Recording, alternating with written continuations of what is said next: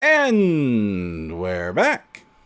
Welcome to episode 210 of No Direction, the No Direction Network's Pathfinder News, Reviews, and Interviews podcast. I'm Ryan Costello. And I'm Jefferson J. Thacker, also known as Perram.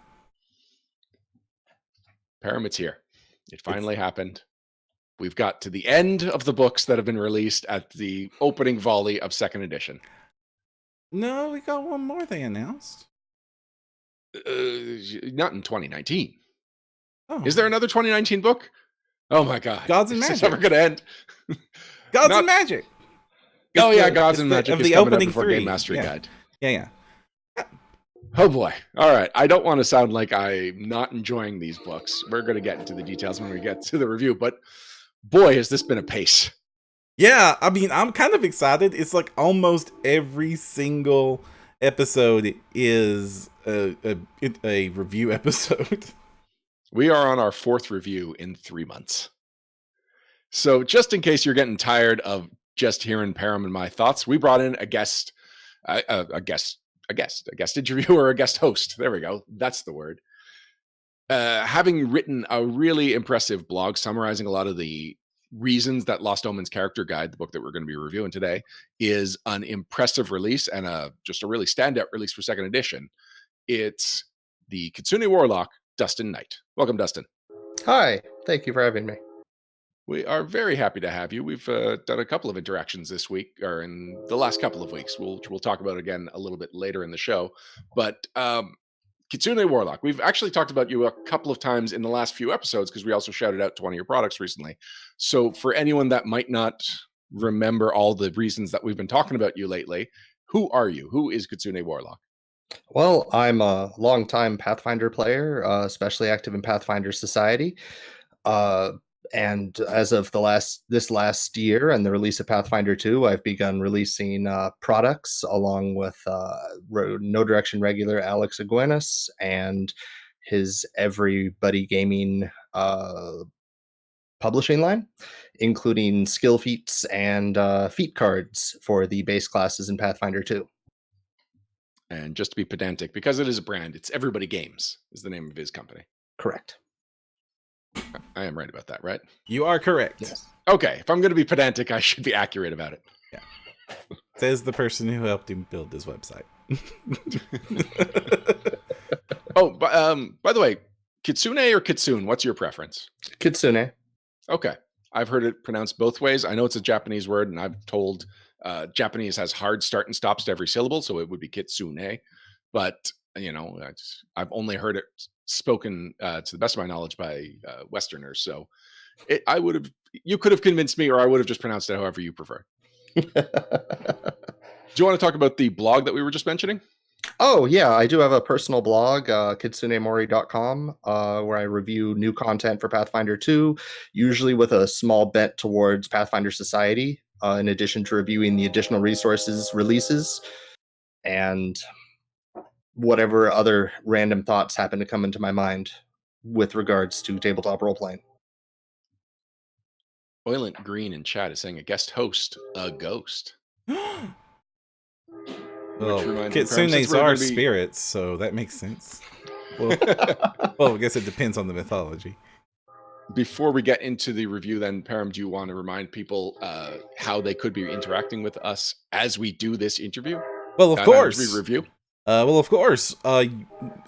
of the No Direction podcasts are filmed live in front of a Twitch audience. And if you wish to participate, you can join us every Wednesday at 9 o'clock p.m. We get ready at 8:30 in the chat, and you can ask us questions about anything we're talking about the book, about anything really, and we will weave those questions throughout the episode and try to get them answered. So if you want to participate in the content yourselves, you can do so by joining us live. You can also send us questions in advance through any of our other communications channels, such as our social network areas, or probably our Discord channel, and that's another way to participate with the show. We usually try to address any questions that get asked of us in advance of an episode. Now, before we start reviewing any of the content of the book as far as rules or lore, I think we should start on probably one of the highest notes we could and talk about the art in this book. Oh my gosh, the cover by itself is amazing.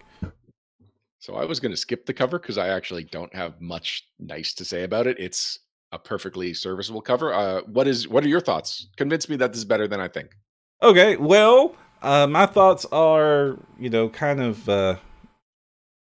I don't have any big artsy thoughts here. I really like that Wendigo, and it's just super fierce.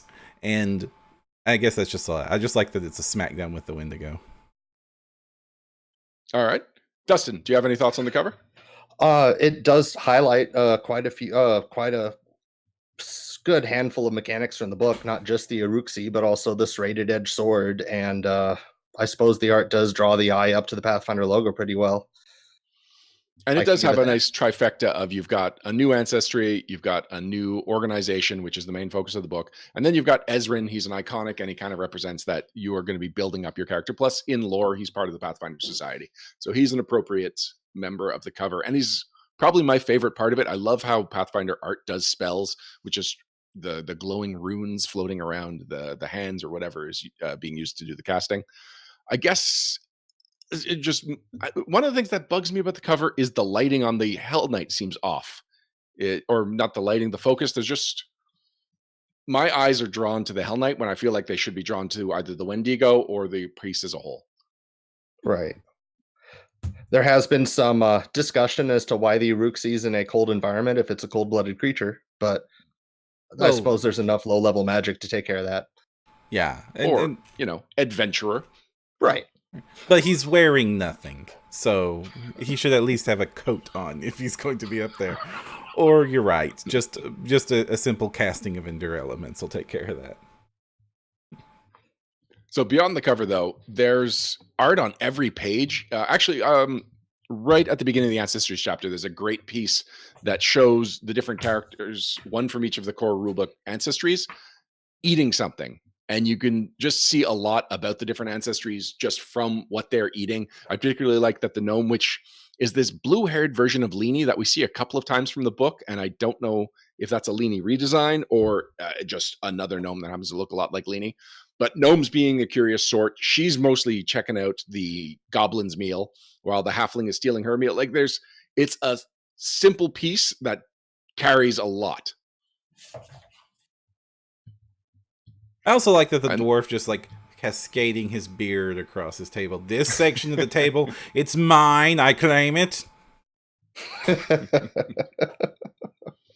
I can imagine dwarves getting into beard tug of wars just from claiming the territory of the table. Mm-hmm. Now, the majority of the art, there's art on every page. There's a lot of art in this book, like you said, but the majority of the art is either quarter-page full-body character art, because it's got a lot of visuals of the types of characters that we're going to see, especially when we're talking in the Ancestry section of the various ethnicities, and then a ton of just little portrait headshots just scattered throughout this book for various reasons. Again, a lot in the ethnicities, but just they're everywhere. You could say some of the art is pawn friendly and the other is face card friendly. Oh, yeah, it's a good way of putting it. Too bad the face cards are dead. For now. Is it official? There's no chance they ever come back? Well, anyway, if they do, Paizo just happens to have gotten a lot of artwork in advance for it. Mm-hmm. Now, you did mention the ethnicities. What I like a lot about the art, besides that it's just visually impressive, is that it tends to show art that we're not used to seeing. It tends to show ethnicities that don't tend to get featured. We've got a lot of different wardrobes from different cultures, and that's just not humans and the ethnicities that we're familiar with, but it really separates the non-human ancestries. And I have never seen dwarves like the dwarves in this chapter. I also enjoy that the dwarves are spilling out into the framing of the pages a little more than the other ancestries. Right. Just kind of shows that they are these bulky, large presences, larger than the average ancestry. Right, like the dwarves on page 19 and 18, you've got a female dwarf warrior with a beard, which is something you don't see a lot in Pathfinder art. And then you have a Taralu dwarf with the most magnificent beard hair I've ever seen. It's just this glowing, resilient purple and blues just sparkling like crazy. This is a dwarf wizard that knows his magic. And this trend continues into the other ancestries, where we're seeing ethnicities of elves really brought to life by the artwork, and showing that if you're picturing an elf, you are now only picturing a type of elf rather than the majority of elves that you will see in artwork. Mm-hmm. And speaking of elves specifically, since we're talking art, I really like how they've just doubled down on making the elves look recognizable as the fantasy elves that we know, but also looking very alien. They kind of look like they're greys that have been crossed with elves. And that just ties into the fact that Pathfinder elves are indeed actually aliens. Yeah, I think one of the ways that they emphasize this is embracing the idea that elves are pupilless, which has been established as long as Pathfinder has had elves. But it just seems to stand out, probably because they use a lot more eye color in this case. So like the Alige elf with the bright orange eyes, that's not something we've ever seen before. It practically looks like it could be some kind of a Medusa creature. And the woodland elf on the next page, just with these glowing gold eyes, just like sells the fact that these are magical, strange beings. Yeah, in fact, this is probably the most traditional elf, and it's because of what they did with the eyes, with the bright yellow eyes, that it still stands out as like, elves are different. Elves are not just pointy-eared humans or Vulcans. Any other favorite art, Dustin? Oh, I mean the Pathfinder Venture Captain Dwarf on page 127. His, I don't know what's more famous, him or his little octopus buddy there, but that's gotten I absolutely adore it. And then of course the Magambya art on page 199. There's just so much evocative art here where it's like I could probably write an entire adventure just inspired at first by that one artwork and thinking, how could I implement this properly into a game? Yes, there's the Magambya with the spider with a bowl of chips, potentially doing a mating dance while helping his friend study for, I don't know, Arcanist finals. Perram, what kind of spider is that? I forget the name of the species. The Aradni. Oh, no, but you just played him. They're the Aradni. They are the Aradni. That is correct. And you can find out more about the Aradni and watch me play one on our No Direction Adventurous sidebar, Mimit 11. We'll probably talk about some other art as we're going through the book, because a lot of the art is well placed. It's just in the context of the rules and the lore that's on those pages. The art tends to complement it very well. But we should go back to the cover before we go into this book and say a rant that people were probably expecting from me for a while now, and that is the title of this book, right? The Lost Omens Character Guide. So to me, this sets an expectation for a very generic book that just expands on everything basic from the core rulebook. Like if I were picking this up in a game store based purely on the title, I would expect this to be just, okay, I've got these classes, I've got these ancestries, basically anything that I got from the core rulebook, I now have more options of here. And it's not that. It is a much more specific book. In fact, I'm going to guess that before it was decided what direction the more campaign setting based books were going to go, this was being developed so that it could be two separate books. And one of the reasons I believe this is because the Ancestry section takes up about 60 pages. And then the faction section, the organization section, also takes up about 60 pages. And before second edition, these campaign setting books were 64-page books. So you count back matter and add and a table of content, and suddenly you've got two 64-page books in the old style. I agree with you entirely on that second point. I would have, if I saw Lost Omens Character Guide on the shelf, though, I would have expected to swap this out for a book. I would call it Inner Sea Character Guide, and then that reframes what I'm expecting. So in that case, I would be expecting, again, a lot of character options, just heavily campaign setting flavored. Yes, but it's got campaign setting flavor, but it's still very specific. And that Lost Omens is the new Inner Sea. So it is still doing that shorthand. Right. It's the character guide part. Picture Superman. If Superman had two specific powers, he could set himself on fire and he can turn into a rhinoceros. You could find some superhero name for this bizarre combination, but if you just call him Superman, Superman sets the idea that this is baseline. It's just a person, but more so. So this feels like it's just more options that will cover everything, whereas it really, you have to be invested in just exploring your ancestry or in joining an organization and exploring the options that being in that organization would grant you. There are this book does focus on those two topics. There are some bits and pieces in here that do apply to all characters. There's new equipment that everybody's going to be interested in, and that has common access. There's a lot, not a lot, but there's usually in each section there's a sprinkling of things that could apply to every character. But this is indeed just the two ideals: a bunch about ancestries and a bunch about factions. Dustin, how do you feel about the title? Well, letting the factions have templates does give the GM a lot more tools to make the bestiary more Lost Omen specific, in addition to customizing monsters for all different sorts of encounters, which I understand when most people hear character, they think player, but NPCs are characters too. And tools like that really help bring a campaign to life. Mm-hmm.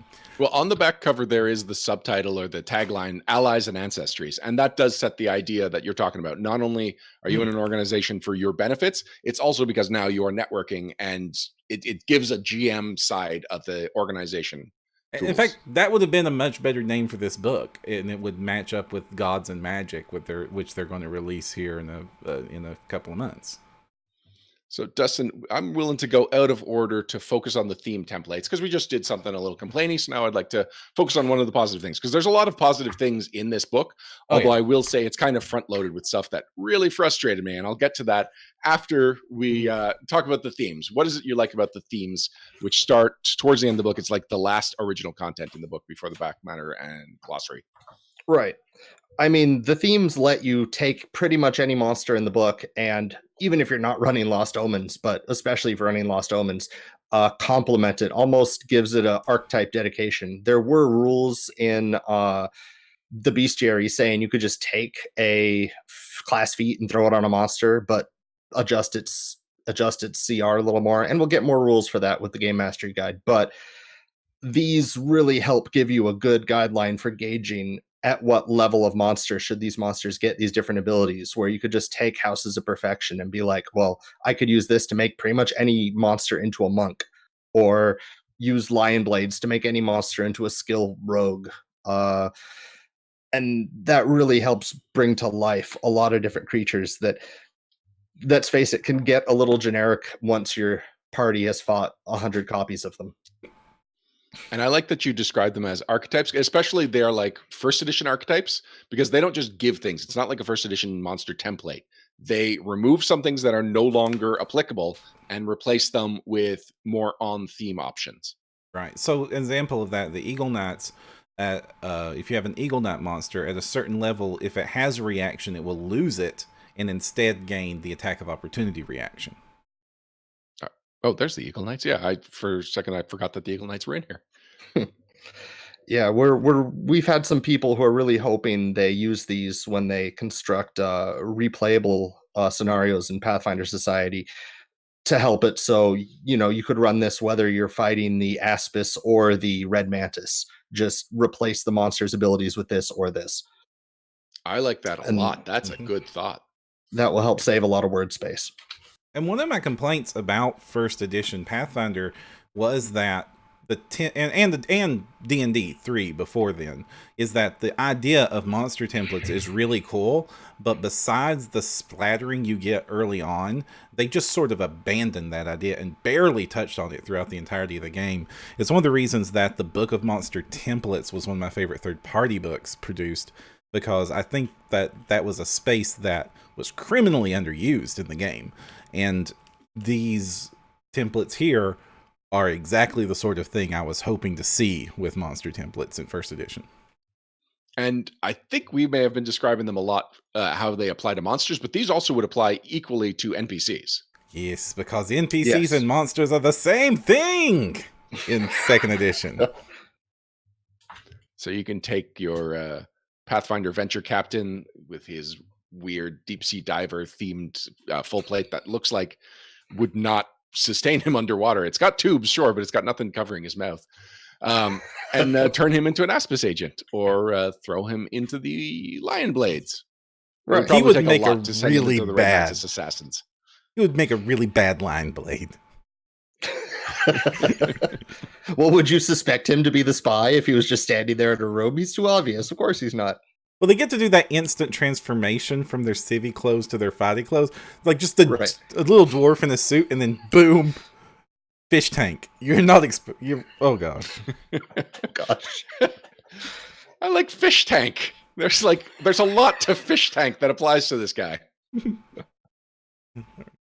Yeah, so he's a sea lion blade. Yeah. This is something I'm glad they did, and I hope they keep doing more of this. I want to see templates for NPCs and monsters for all the books going forward. This is just a great idea. Like in Gods and Magic, I hope we see a bunch of god templates. Like, what does a Hound of Tindalos dedicated to Amadei look like? Also scary. Scary combination. Scary, but righteous! Ah. You said that's what you'd like to see going forward. I say we go back to the beginning and we start going forward with the rules. So the first half of this book is dedicated to ancestries. We get a chapter about a dozen pages dedicated to each of the core rulebook ancestries. And then we, actually, you know what? Sorry, looking at the table of contents, I am wrong about that. Humans get about a dozen pages. Everyone else gets 8 or so pages. There's there was no effort made to make it all equal. Yeah, there was a heavy, like, even when you're reviewing like the table of contents for this book, humans gets its own entry, and then it's everybody else gets their second one. But remember that humans includes half elves and half orcs. They each get a page. Correct. Right. And then we get 3 new ancestries: the Hobgoblin, the Leshies, and the lizardfolk. So before we get to the new ones, I was really frustrated when I started reading this book. Oh no. I actually had to put it down several times reading through the human section. Perram, what kind of things frustrate me? You hate when you're forced to do the typical and can't do the unique. Indeed. I like to think of it as arbitrary restrictions on options, and second edition loves its prerequisites. Everything has a class prerequisite or an ancestry prerequisite with a small pool of the skill feats. And so that's a restriction that I am still getting used to, and think that by the second edition core rulebook, it much improved over the playtest version of that. But it's still like, I'm not convinced this is necessary, but I can work within it.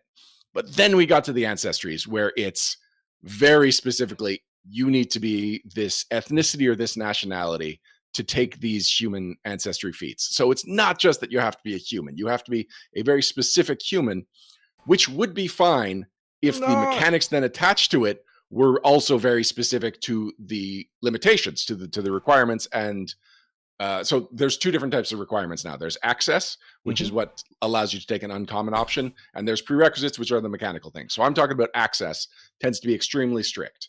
Okay. So when it's something like, we're going to flip over to the gnome, and there's one about the gnome chameleon, and it's about using the gnome chameleon's ability. I'm perfectly okay with that, because there is no way you can make use of this mechanical ability without that lore-based side of it. But when it's something like the dragon-based options all being limited to TN characters, that means that if I come up with a character that's from the land of the Lenorm kings, and I say that I am the descendant of a Lenorm, which is a type of dragon, and I believe that I'm an inheritor to the throne, this is an entirely lore-based concept. It's not like I'm just complaining, I just want the mechanical benefits and don't want to have to apply lore to my character. I could come up with a lore-based character, and then the rules tell me, wrong lore. Sorry, you really are invested in our world. These mechanics work perfectly for your concept, but it's just not the concept we saw these mechanics pairing with. And it reminds me of the traits, picking traits in first edition, which was always the longest part of choosing a character for me, because so many times you'd have traits that were specific to a thing. Like if I was playing a gnome and I just wanted to explore the idea of, I'm a short character, what's that like? I wouldn't know, because apparently halflings are the only characters that know how to be short. And it's things like that. It's like, does it have to be so specific? Can't you find a broader way to apply it to multiple ethnicities so that character concepts aren't blocked? And what I think is the greater problem here is that it then turns lore into an algebraic problem that you have to solve. So if I like the dragon spit and the dragon line that I was just talking about, suddenly instead of picking it because I'm really invested into Tien, or in this case, it's the Tien Dan ethnicity, suddenly I'm just choosing an excuse to take Tien Dan just so I can get the cool mechanics I like. And if I hand over my character sheet to my GM and say, here I am, and the GM's like, oh, he chose a character from Tien Dan, he must be super invested in this. I'm going to make sure my adventure has all kinds of cool stuff to benefit him as someone who really likes Tien Dan. But in reality, he didn't care for Tien Dan at all. He just liked the mechanics that were tied to it. And it's watered down the lore, which means that it's kind of going counter to what I believe was the purpose of having these strict ethnicity-based restrictions. Not to mention, if you go into the beginning part where it's talking about the different characters, there is a great line where it's talking about ethnicities are kind of a continuum. So yes, these people tend to be from this region, but you'll find them all over Galarian, and these are the traits that are kind of associated with these people. But it's actually a lot broader than that, and you can see cultures influencing each other all over the place, except when we get to the mechanics, and then you've got these very hard lines. So basically, I like my options to be bridges to get to my character concept, and I find these are drawbridges. These are pretending to be bridges, but they're actually walls. They're barriers. And so this is why I only got like 10 pages into the book, and it took me 2 hours to get there, and I had to constantly put it down.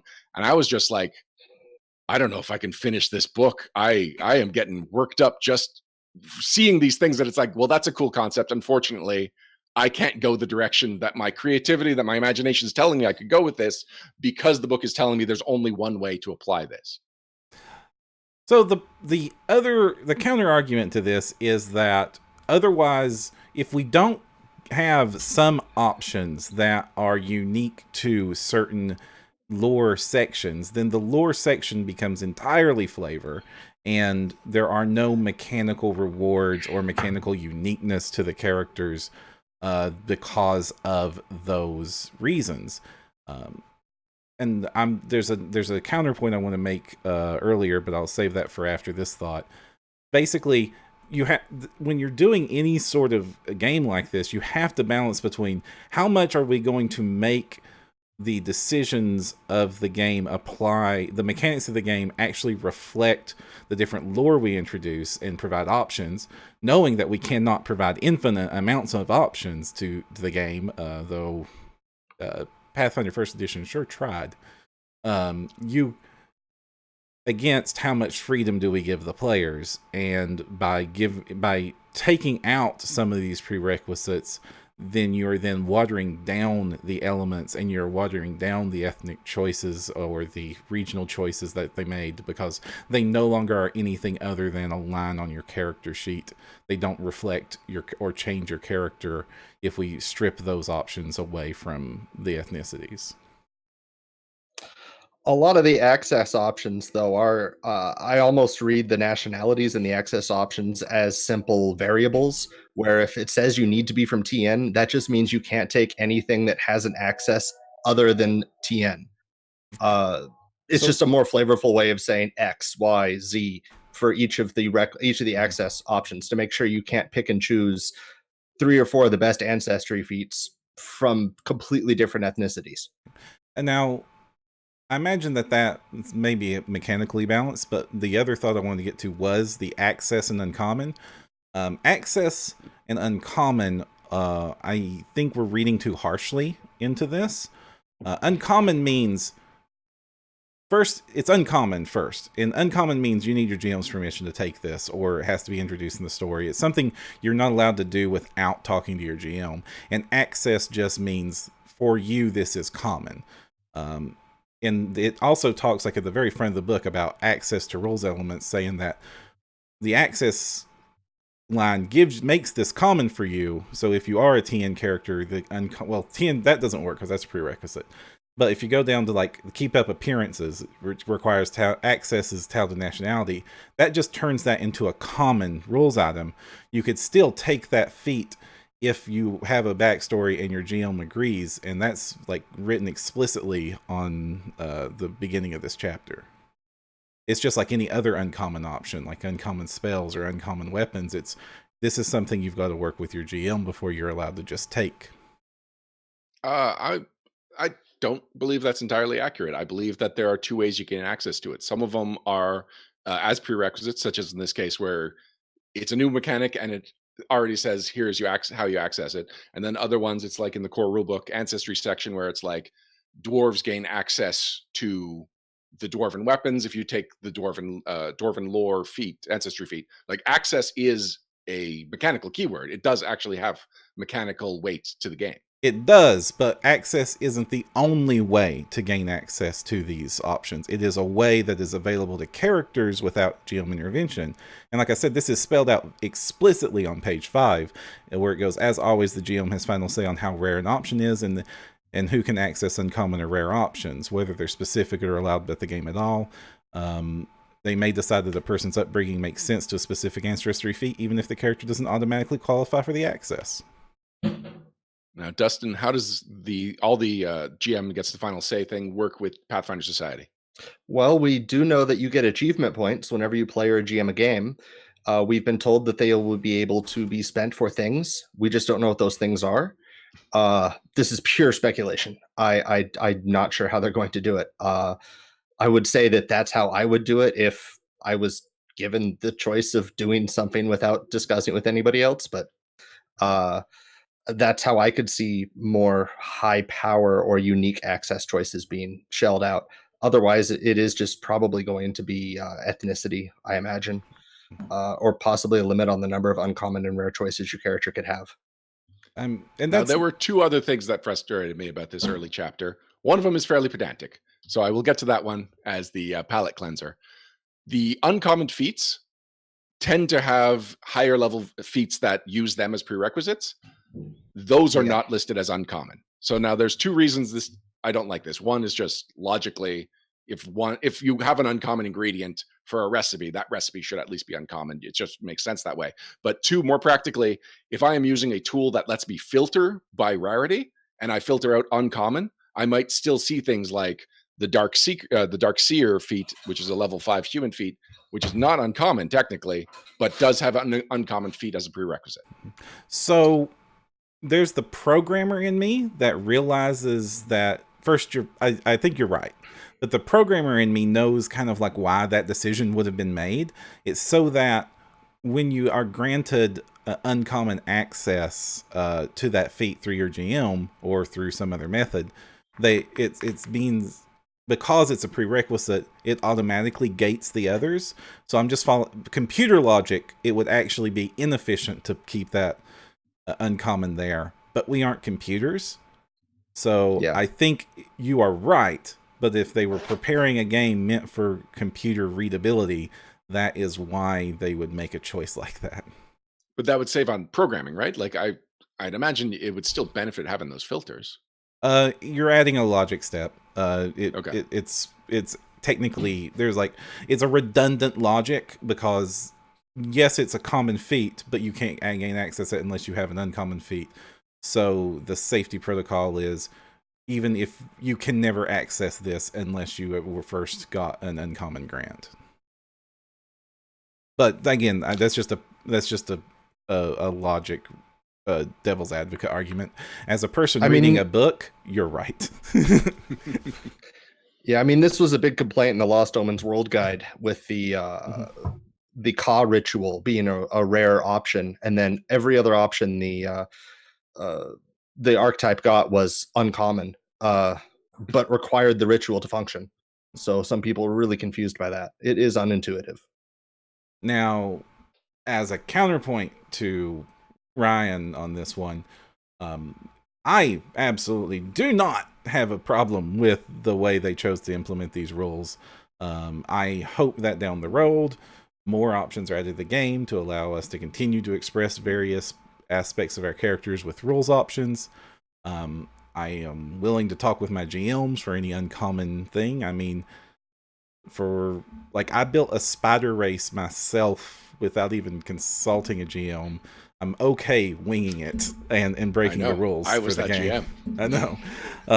And it was fun and awesome. And like, unless you're playing society play, like society is like the one place that I kind of agree with you on this, where like the rules are strict because the rules have to be strict, and there are tons of restrictions placed on all of our characters in order to make sure that none of us break the game. Or that's what they're trying to do, but people still break the game. But the options we are given here are so incredibly flavorful and fun and varied, like Venom Spit, like the like the Venom Spit, like the just like the various upgrades for the unarmed attacks, and like the cool tattoos you can have for representing Varisian ancestry. There's just so many ways to make ancestry feats that I thought were really freaking boring at times in the core rulebook. There just weren't enough, and now this book gives us tons of ancestry feats that are flavorful that we now have options for. And yeah, some of them are gated to very specific ancestry or heritage choices or ethnicity choices, but it is at least helping to very well represent those types of characters when you're making them. So I'm going to add, in addition to Pathfinder Society, the other place that you would get really strict adherence is, high school or people that are new to role-playing games in general. This could be their first time playing. I expect them to be a lot more strictly adhering to it. And that's where it's like, oh, it's really disappointing to know that there's someone who could have a cool idea that's getting clipped at the knees because it has to be this perfect Venn diagram of this is the lore, this is the mechanics, this is the character you want. Now, I do agree. Like, I agree with a little bit of what you're saying in that it does had a lot of options. But one thing that I found was strange was that you basically get one option per ethnicity or nationality. I don't believe any of them got two of them at low level, and then you got higher level ones that bridge on that one feat. So ultimately, any one character could only ever have one feat or one small branch of feats from this book. It's something that it was a similar frustration with the World Guide in that it's starting so wide in scope that they can't really go too deep into things. And so this is a good sampling of something that, in a few years when we might get a Varisia specific book, that's going to be a great time to be someone who loves Varisia. Whereas for now, it's like, here's some cool stuff about Varisia, because the lore is actually really well summarized and really enticing at the beginning of the chapter. And once it gets to the mechanic, it's like, so you liked Varisia? Here's your one option: tattoos. All the things that you might like about Varisia is summed up in one mechanical direction. You can go with your character. And you're right about the flavor of this book. This is almost as good as the individual 32-page books in introducing you to the various in-game lore and how these ancestries and people fit into the Lost Omens campaign setting. I keep wanting to say Inner Sea. But it basically the flavor parts of this book are very strong, and they also explore a lot of areas that didn't get explored in previous offerings. I will say that Korvosa and the Magambya area gets a lot of feature coverage in this book. Not only is it strong lore, it's like sociologically smart. You can apply a lot of what's written in the text to Earth, modern Earth, or Earth at any point in history. And it's like, I feel like I've learned something reading this section of this chapter. That's fun and cool, and I feel smarter for it. So I will kind of spoil the conclusion of the review in that I did like this book. Mm-hmm. And the reason I'm saying that now is just to give you the idea that as frustrated as I clearly am with the human section, for the rest of the book to have won me over so much just kind of gives you an idea of how much more I liked everything after the human section. In fact, I didn't even have to entirely leave the human section because I enjoyed the half-elf and half-orc ancestries as well, even though they only got Oh, I said they got a page each. No, they only got a couple of feats each.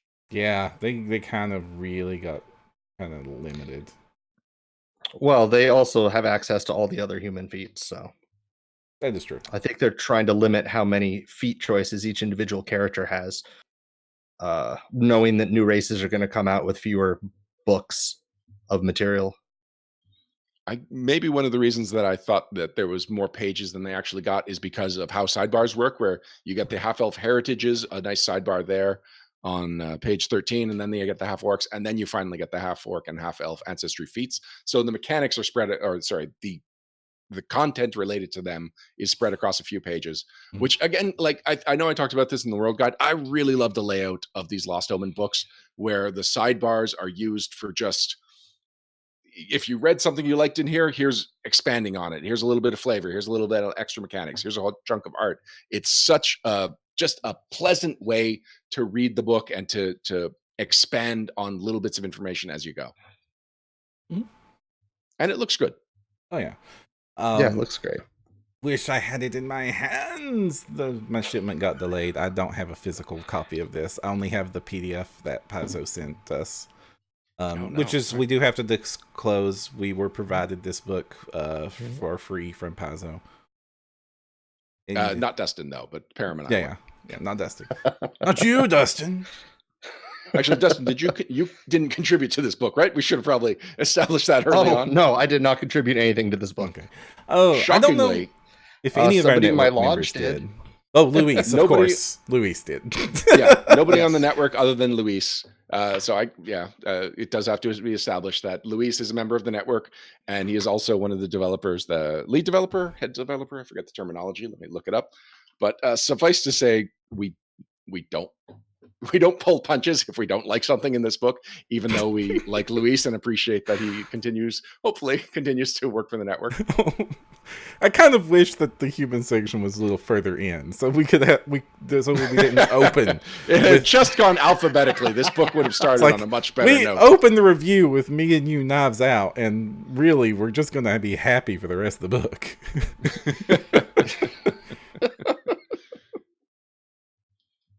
Well, I mean, had we not jumped around, it would have gone from title, oh, I hate this title. Humans, God, I hate this section.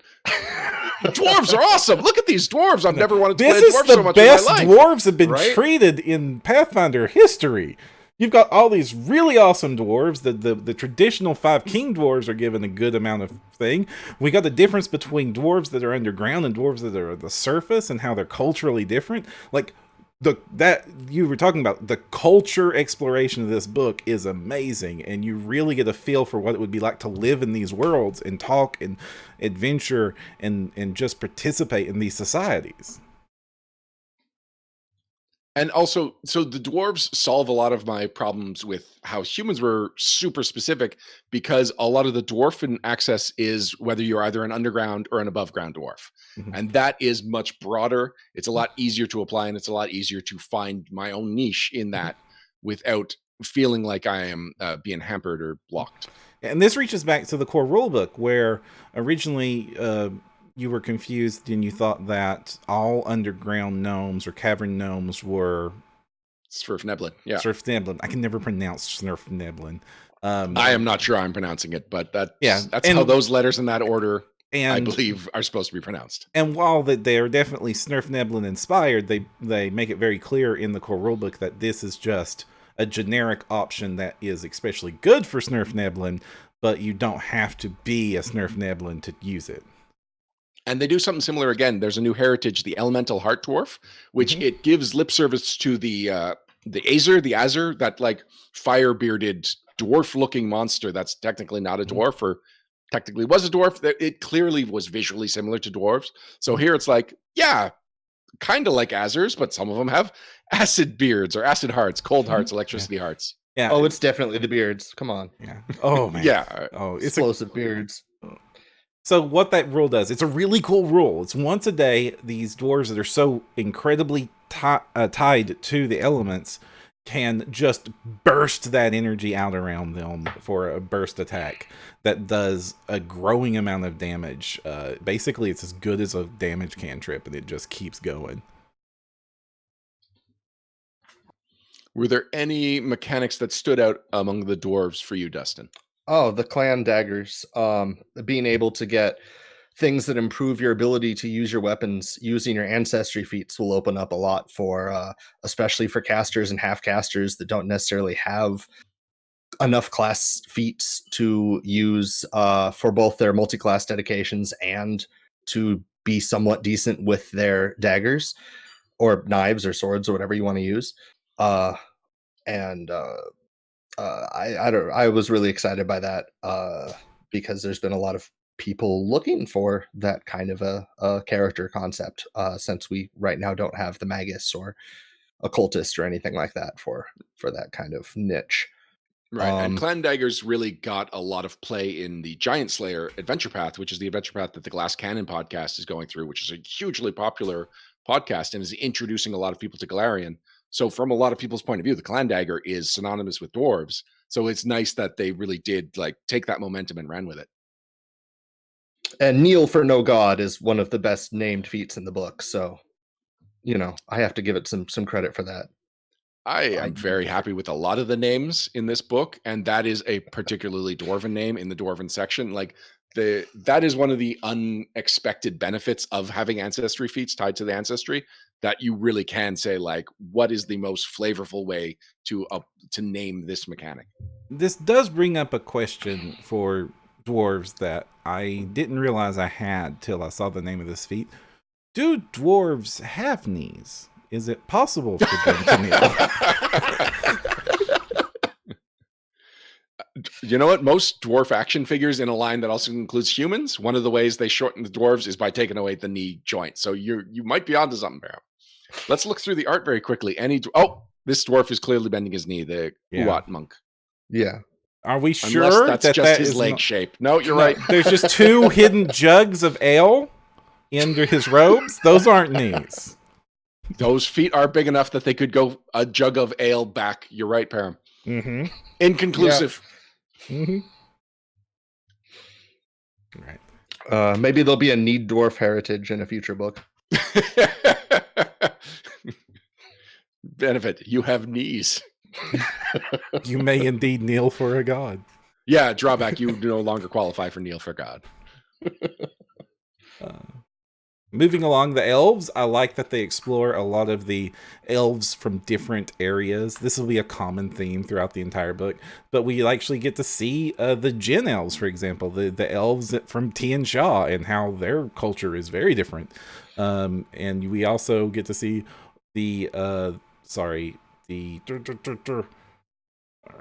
I'm talking about the elves that guard the spire. Spiresworn. The Spiresworn elves, which are basically elves, but we don't act like elves at all. And we are very, very mean about it. And very, very good at killing things. So I was flipping through this book on the kitchen table because I have my physical copy. And, my daughter Scarlett happened to be looking over my shoulder when I was on this page, and she saw the art for the Spiresworn elf. And she was like, is that his face? Is he a monster? I'm like, no, it's a mask. Wait a second, is it? I don't know. Like the directions that they went to expand on what qualifies as these familiar ancestries is so much so that, for all I know, this guy's just got bones on the outside of his face. He's got some kind of exoskeleton. Hey, hold on a moment, everyone. I'm having to reduce the bitrate because rain. And rain. We're good again. Another advantage of the elf section is that there's actually very few uncommon feats in there. So if you are coming at this book from the core rulebook and you just want more options for elves, you've got them. You've just got a broad, here are ways that elves can be more elfy. Yeah. It is almost disappointing that the one of the most mechanically game changers, one of the big mechanical game changers in this book was spoiled on the blog. So people who got the books early don't get to brag about it. But the Ancient Elf is something that people have already discussed whether or not they should be allowed in their games. Probably not bad. It's definitely good. Probably not game breaking, but it is it opens up elves to a lot more types of characters you could build a lot more easily. getting a free multi-class dedication just And- right there at level 1. And this ties into D&D's heritage, going all the way back to the very beginning of Dungeons and Dragons when elves were fighter mages, and that is how they were handled in the rules wise. They've always been multi-class themed, and to see an elf that's called an ancient elf, it is definitely to have basically an OG version of their abilities. So I actually thought that this was more in line with the half elf ability because, at least mechanically from 3.5 and first edition of Pathfinder, the half elf was kind of defined as a person of two paths, and multi-classing was one of the ways that this was encouraged. But that is a pretty strong argument that this actually has lineage going further back in the game than I realized. And I thought they weren't supposed to put Easter eggs in this. It's not an Easter egg as much as it is meeting expectations. No, that's fair. Let's talk about gnomes. Gnomes. Okay, let's just talk Creepy. immediately about the fact that we open up gnomes with the creepiest looking gnome I've ever seen in my life. The fell gnomes give me nightmares. I'm going to be chased by this thing in my sleep tonight. There is no avoiding it. But so happy to see you. Oh yeah, it's so happy to see me because it's going to get to murder me later. Can I also point out this gnome has a spade and gardening tools? This is a garden gnome. Oh. Oh no. Oh. I can take no credit for that. That's clearly what the artist was going for. Yes, Oh. indeed. So the cool thing about gnomes, we came up when we were interviewing Luis and Eleanor a few episodes back, is gnomes don't have traditional ethnicities. They're differentiated by what type of magic happened to be around them while they were growing up, because these things are basically just magic sponges. And that's exemplified with the vivacious gnome. It's the only new heritage, but picture the bleachling. The bleachling is when a gnome has lost that wanderlust and is just seen enough that it doesn't want to see more things, and so it starts losing its color, which I believe, there is an amazing piece of bleachling art where even his clothes and his equipment for some reason have all started losing their color. The vivacious gnome is a gnome that is so into discovering things. He is just like bright neon everything. So much so that he actually gets resistance to negative energy. He's just like this pool of positivity. I'm just disappointed that they don't radiate light as a torch.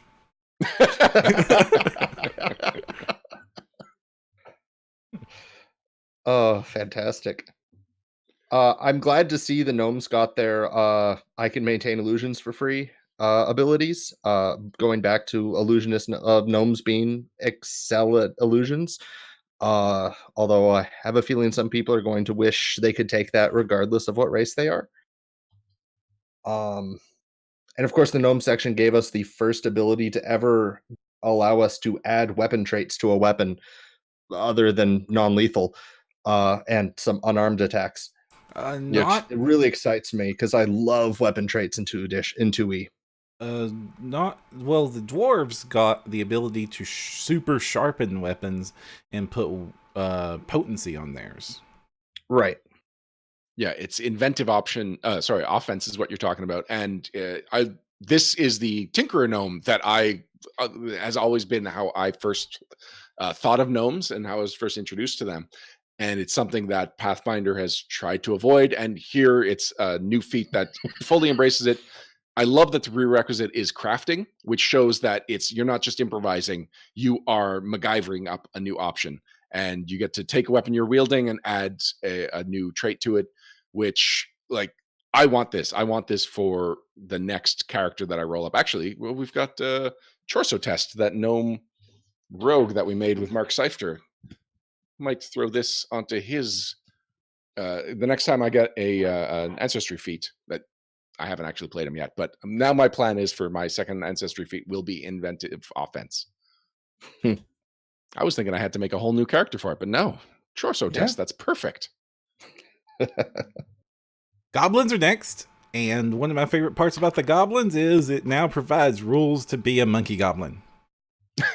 Yes. So monkey goblin, I don't think, were they actually goblins in first edition? I thought they were just they were goblin looking monkeys. So they were called monkey goblins. Yeah, they were our goblins. They are just goblins that are monkeys. See, goblins have an incredibly close relationship with the Mashtu, so they get to do all sorts of crazy stuff. In fact, there's mutant goblin that's also an option for your character, where you just start getting extra limbs and maybe a wing, and it's just nasty. Yeah, what's it say about the wing? That they're barely capable of flight? Yes, barely capable. Yeah. And actually, that is, a lot of these goblin traits are physical, and they are about just weird ways that Lamashtu has tainted your character. I love how many of these feats were discussed. I forget which podcast, but were discussed as these are named in a way that goblins would call them. Yeah, that was with Michael Sayer. That was our last episode. And the best example of that, the unbreakable or goblin. So fantastic. Oh, my personal favorite, though, is Bouncy Goblin. The bouncy guy? Okay. Again, you become trained in acrobatics. Yeah, you become trained in acrobatics accidentally because you're ricocheting across the battlefield. Now, my favorite is Fang Sharpener, because one of the things was that you could only get your bite attack at first level. And if you listen to panels, the design team was saying, yeah, that's the kind of thing that you have to, or I guess Jason was saying that's the kind of thing you obviously have to be born with. And then the rest of the design team is like, you could sharpen your teeth. They're goblins. And so now we've got Fang Sharpener. That's why my goblin's name is Bitey. All right, so I was about to say, and that's it for the old ancestries. I completely forgot about halflings. Don't worry, most people do too. I know. Okay, can we talk about that? What is going on with halflings in Pathfinder? Are they just slowly being overshadowed by all the other ancestries? I mean, they're easily dismissed as one of their feats. Yeah, they're unnoticed. All right. That's kind of the point. Honestly, they haven't. While halfling PCs show up with NPCs show up with an alarming frequency throughout the adventures, they really since Halflings the Galarian, they just haven't gotten much. I mean, this is the most new halfling lore we've gotten since that ancient book. And one thing that surprised me was that they don't get original ancestries; they get the human ancestries, which goes back to, I think I said that there were 3 things that bugged me about the human section. I don't want to dwell on it, but one of them was that, if you were a dwarf who's been in Cheliax for 5 generations, you could still not learn how to be Chelaxian as well as a human. But apparently halflings can, which at least solves that for me. One of my objections is that only humans had ethnicities before this book. And now there's different applications of ethnicity. Halfling is the only one that is a non-human that gets the traditional human ancestries. And that goes back to the halfling lore, which has been established that halflings and humans have almost, I hate to say it this way, but almost like a human-dog relationship in that they evolved codependently of each other. And so their societies are incredibly integrated. And that's why they get to use human ethnicities. It's because they are very much a part of human civilization as the humans who live there is. Oilent Green in chat is pointing out that the halfling slang sidebar is particularly enjoyable. Yes. Okay. Yeah. So it talks about apple jumping, for example, is something that would be considered a simple task because even a halfling can jump over an apple. Whereas zombie work is drudgery. It's something that anyone can do. It does not manipulate, or it does not inspire the mind. The one here that's actually, I think, my favorite because it kind of gives a lot more lore is it's 9 buttons because halflings consider the number 9 unlucky and buttons lucky. So that slang has a ton of uses for an adventurer and to work into roleplay for somebody who's especially a Pathfinder, because good Lord, they don't care about you all, do they? We fell into a pit, but there's a sword on the bottom. The sword was pointing up. Which shows how effective it is. Right. You discovered it was magical. Dustin, were there any mechanics that stood out to you in the halfling section? Hey, incredible luck. Being able to get your reroll once an hour rather than once a day is That's nuts. A lot of players are going to like that. And shared luck, being able to throw your rerolls at the character who is best at doing whatever the party is trying to do, is everybody's going to love you for it. While everyone does have hero points, you only get so many, and people are hesitant to use them on stuff like skill checks. I want to point out that since we were talking about the halflings being dismissed, Fade Away, which is a 9th level ancestry feat for halflings, they're so dismissed you literally become invisible. Yes, gain invisibility and misdirection, so everybody could talk about whether or not misdirection works with invisibility. So I'm going to take a second to make a G.I. Joe reference. We all know Zartan, the Master of Disguise, and his sister Zorana, also a Master of Disguise. They have a brother named Xandar who basically does this. He is so forgettable that he can go in, rob a bank, and then when the cops are like, well, what did he look like? They're like, a guy. And so you can make a halfling Xandar. And I expect to see many halfling Xandars at the table in the future, because who wouldn't want a halfling Xandar? And that brings us to the new ancestries. Yes, far less G.I. Joe inspiration in the new ancestries.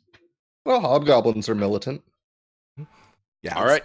They're so militant that all Hobgoblin society is militant. It's like, if you're a member of a bakery, you don't have a head chef and a sous chef. You have general chef and lieutenant captain sous chef.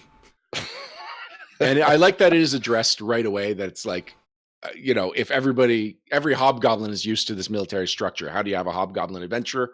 And it's like, maybe your entire unit was wiped out and now you're kind of like, I guess I'm free.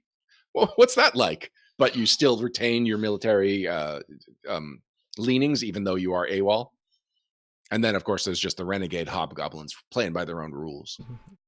I do like how they've changed the artwork up for half hobgoblins in 2nd edition, where they're not these tusky pseudo red orcs like we've been used to seeing. They're just literally goblins that somebody has stretched.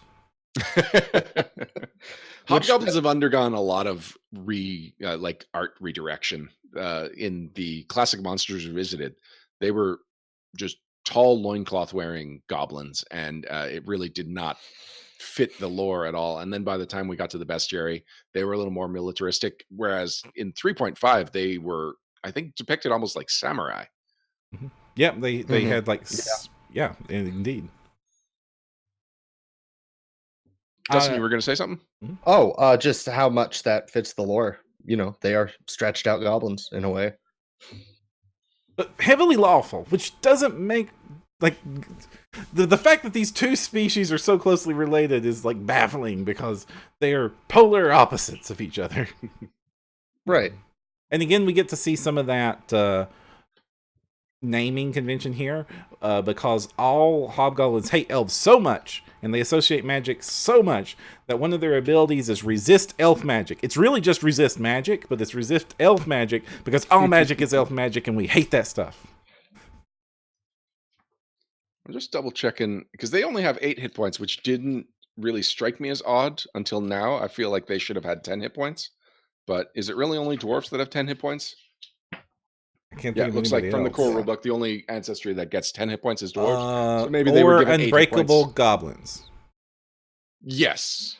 Yeah, all right. So then really, I'm not the only one there, right? Hobgoblins feel like these are a warrior class. They really should have had that 10 hit points from the start. Yeah, I'll agree with that.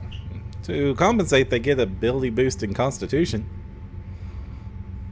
Oh, you know what? I wonder if that actually I wonder if it's the opposite. If they had 10, and then because they got the ability boost in Constitution, it was like, ooh, we have to pull that back to 8. Well, it's still back to dwarves again. Yeah. Oh yeah. Who also get the Constitution. The intelligence surprised me. I never associated hobgoblins with super smart before. Military intelligence. Yep. I grew up an army brat. Let me tell you what I think about the phrase military intelligence. And the wisdom flaw also kind of hurts them as soldiers because you feel like they want to be on guard. They want to be resistant to fear. A lot of things that are mechanically tied to wisdom is the kind of thing that hobgoblins would benefit from. That's fair. At least they get dark vision. They have some amazing ancestry feats, though. I mean, they're not to skip ahead, but alchemical scholar alone is like almost a dedication in and of itself. I mean, just pick up that and alchemical crafting, and already at level 1, you'll have more recipes than the alchemist will start with. Even if you're just a fighter. I shouldn't say just a fighter, but in terms of alchemical proficiency, you should be outclassed by the alchemist. And I was shocked to see this early on in the edition's history a feat that lets you damage somebody with intimidation, since that's all the way back in 3rd edition. That was always such a risky move. It started so many weird little annoying loops where I hurt you and I get a free intimidate, and then I get a free intimidate whenever I hurt you. And you just start this really annoying loop of damaging and intimidating people that fortunately you can't do yet, but it makes me wary. I do love it. I've always loved the idea of scaring somebody so much you do mental damage, and the fact that you get to use mental damage for that is incredibly cool. There's a lot of intimidation feats for hobgoblins, like the remorseless lash. Basically makes the intimidation constant for people because it lasts until the end of your next turn instead of just their turn, and they can never get, and it's worded that they can never get rid of their frightened condition while you have it. So you can just basically permastack frighten 1 on somebody until the beginning of your next turn. Oh, hold on. Yeah, all right, as long as you keep using it. Yeah, right. And then you throw an agonizing rebuke and they're taking extra d4s of damage every turn. Yeah, hobgoblins are deadly. Yeah. I'm glad they only have 8 hit points. We need to stop them. Yeah. And I mean, rebuke also works fine with technically it would also work fine with other ways of making people frightened, because you still have to demoralize them initially, but it's as long as they remain frightened. So you go demoralize and then cast fear. We have a question from chat. We've been kind of not paying enough attention to chat. Sorry, chat. One is, can we be half halflings, half gnomes? There are currently no rules for that. I do not know when they will solve that, but I imagine they've hinted along a while with this edition about what about other half races or half ancestries. I'm going to need to get my vocabulary. If I remember right, when we get the planar creatures, the Asimar and the Tieflings, we are scheduled to be getting those in the Advanced Player's Guide next August, and those will be applicable to multiple ancestries. So they'll be like how half elves and half orcs work, but without the human limitation. I don't know if they're going to open that up for a lot of different creatures or if that's specific to them. That's the only example I remember them specifically calling out. They did call out half elves and half orcs as potentially being other races, with some examples like half orcs are usually goblins, halflings, or dwarves, if not human. But it was if your GM allows you. So probably won't come up too often. Next up, we've got the Leshies, which that's kind of the reaction. I feel like all it's Leshies. Still the one that stands out as an odd choice for this book. Mostly because just hobgoblins and the lizardfolk are generally monstrous creatures. They're usually seen as bad guys. And so the Leshy as the third of the original ancestries just seems like, no, you wouldn't play with the hobgoblin and the lizardfolk. What are you doing, little Leshy? But Dustin, I get the impression you have Leshy feelings. Oh, Leshies are absolutely incredible. They're one of my favorite Pathfinder unique. I mean, I guess there are Leshies in lore, but the Pathfinder Leshies are pretty special. And as to what you just said, actually, I thought it was strange that we had two kind of bulky races with the lizardfolk and the hobgoblin, and then the Leshy having the one weird race makes sense, but we didn't really get a dexterous race in this book, which surprised me a lot. So I guess if you wanted that kind of a character, it would be the Leshy. But yeah, the Leshy is it's flavorful. You'll always be noticed at table. unless you, I guess, turn into a vine and stay that way the entire adventure. You're having your own kind of fun. Yes, exactly. And I mean, any race that has a feat called harmlessly cute, you're going to see a lot of different types of characters. When right next to that is one of the scariest illustrations in the book with the fungus Leshy. Oh man, that's not how I usually picture Leshies. Also, the fact that it looks like it's wearing like a silky bathrobe, but it still looks like that's its skin. It's like very I don't well know done. where clothes ends and flesh begins. I don't think there is clothes involved. I think that is all Leshies are just all plant. Well, I mean, every class combination with Leshy to me resonates with a special kind of character. When I think, what would a Leshy paladin be like? Oh wow, that's really funny. What would a Leshy rogue be like? Okay, I could see that. Which, I mean, it doesn't take a lot of effort to do that with any race, but there's just something that really resonates with me with the Leshies. Leshy monk, yeah. Oh, Leshy monks are incredible. Seed pod makes Leshy monks really deadly, and that's one of those feats that's just going to get more and more dangerous as more books are released. Yeah. Being able to do an unarmed strike at a range causes a lot of weird problems that I hope to see players use creatively rather than abusively. So we're going to jump ahead. I want to address the other ancestry section at the end of the new ancestries, where it gives a little lip service to a lot of the more popular Pathfinder specific ancestries, the Aasimar, Catfolk, Changeling, Geniekin, and Tiefling. This is where I expected the Leshy to fall in, and these are the ancestries that we're going to see in the Advanced Player's Guide. It was clarified that the reason we got these specific ancestries in the character guide is because they weren't being used for the advanced player's guide. So it almost feels like somebody overlooking the Leshies benefits us and we get them right away. and then they also said another reason that Leshy specifically were released early in PF2 is because they were released so late in PF1 and they were very popular. And they just basically didn't have enough time to shine in PF1's lifetime. That's true. I can see people sticking to PF1 just so that they can keep playing their Leshy characters. Like, people are obsessed with Leshies. The people that love Leshies love them a lot. Mm-hmm. Well, I've loved Leshies like forever just because of folklore. They were like very capricious, very fun, playful, fey characters, and every bit of fiction I've ever seen them used in, they've always been like the spotlight type supporting cast. So as soon as I saw, I get to play a Leshy, I was like all on board. And these are nothing like that, but they're not at all. They're just adorable little plant critters that are created by a druid. And that's why they look like they're wearing clothes and they're very stylized. It's because before a Leshy is made, a druid goes to a craft store and gets enough hot glue to do their own custom Leshy body, and if they do a good enough job and do the ritual right, a Leshy spirit may choose to use that body. You mentioning that they're playful reminds me, the Gourd Leshy is one of the heritages, and he's basically a pumpkin-headed Leshy, but the head seems to be completely its only purpose is storage. It doesn't have pumpkin seeds. It doesn't have pumpkin flesh. It's just a hollow space that you could store one bulk of items within. Mm-hmm.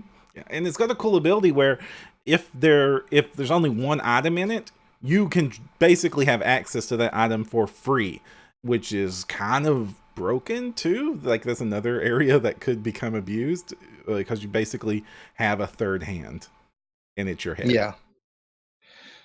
It raised so many questions about Leshy physiology. Like, why does it even have this head if it's nothing but a storage space? I told you, it's just the craft project of your local druids. I have to accept this, but it's still somewhere there is a Leshy shaped like a scrapbook. I do love that in PFS PFS gives characters who apply with the Verdant Wheel a special boon later on where they could get a Leshy familiar even if they're not a druid. So my initial thought when I saw Leshy as a race being spoiled was, oh man, I could just play 2 Leshies. It's like, I don't know what class I want. I don't care. I could be 2 Leshies. Just be like, yeah, we're 2 Leshies. Oh, and it calls out the Leshy familiars in here that they're not lesser Leshies. They're every bit the same spirit and sentient being. They just did not have enough magic to attach to their own body, so they're borrowing some from a person. Finally, we have the ancestry that's listed as lizardfolk. It's also called out that they call themselves the Uruxi. I found it a little odd that the rulebook decided to go so heavily into the lizardfolk terminology, because it just felt like one of the directions that this second edition has been going with its ancestries is seeing things from their point of view. Yeah, I completely agree with that. I mean, like, Forgotten Realms always did this too, where there was like unique culture names for their races. Like halflings call themselves the hen, and they would always say that and then never reference it again. Sorry, in chat, Cronax2 just said if the familiar is one bulk or less, you could have one inside your Leshy gourd head, like a nesting doll. Wow. I approve a lot. Yes, And use they the ritual totally to turn will be. yourself into a pumpkin and go inside your familiar's head. Wait, you're hold on. I was thinking the opposite. I thought it was the familiar inside your head. You're Either one. suggesting to reverse that and be like some kind of mecha Leshy. Basically, you name your Leshy Soundwave. He ejects you into the battlefield.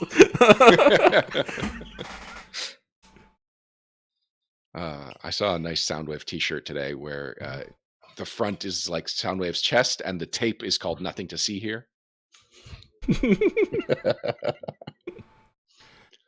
Lizardfolk lizardfolk.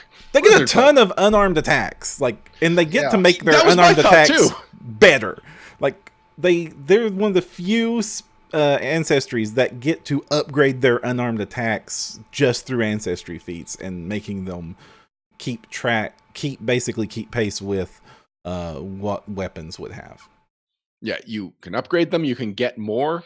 Like, you could have claws. You can have a bite. You can have a tail attack. Mm-hmm. You can lose your tail, then pick up your tail and beat someone with it. Yes, shed tail. Yes, you can. I like that tail whip is the prerequisite, but shed tail is really the tail whip. Yeah. Kind of odd they have so many unarmed attacks when the Uruxi on the cover is using a sword. True. It's also odd just the way that multi-attacks work in second edition. It's not like in first edition where like natural attacks are the holy grail of warrior characters. In this, you'll want to give your claws what do you call it? Not versatile. Is it versatile? When you get a -4 instead of a -5 on secondary attacks. Agile. Yeah, versatile changes the damage type. Right. So yeah, you can give I believe you can give your claws agile. Claws usually have agile. Yeah, claws have agile by default. There we go. And sorry, so you can give your claws versatile.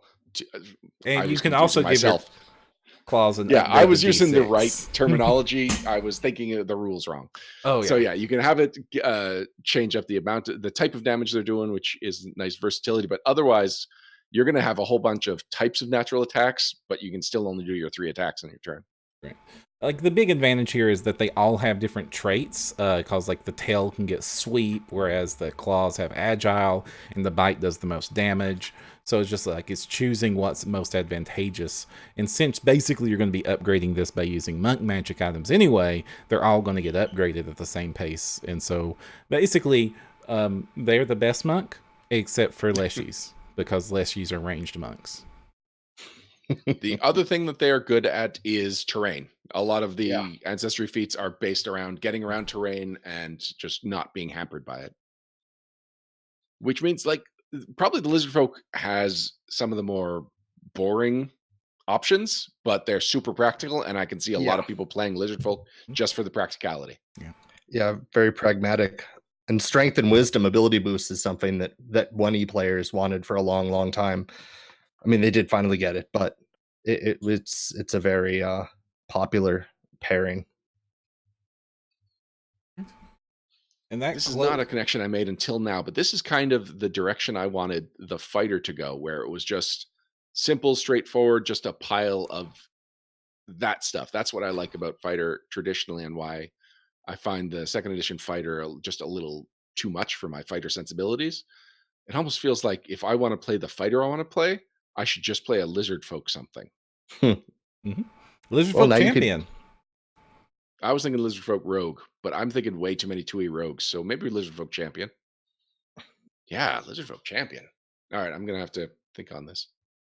Which is fun. I had dismissed the lizardfolk as the ancestry I am least likely to play, but just in talking about it, it's like, no, this is exactly my kind of ancestry. Sacred weapon, your tail. Yes. Yes.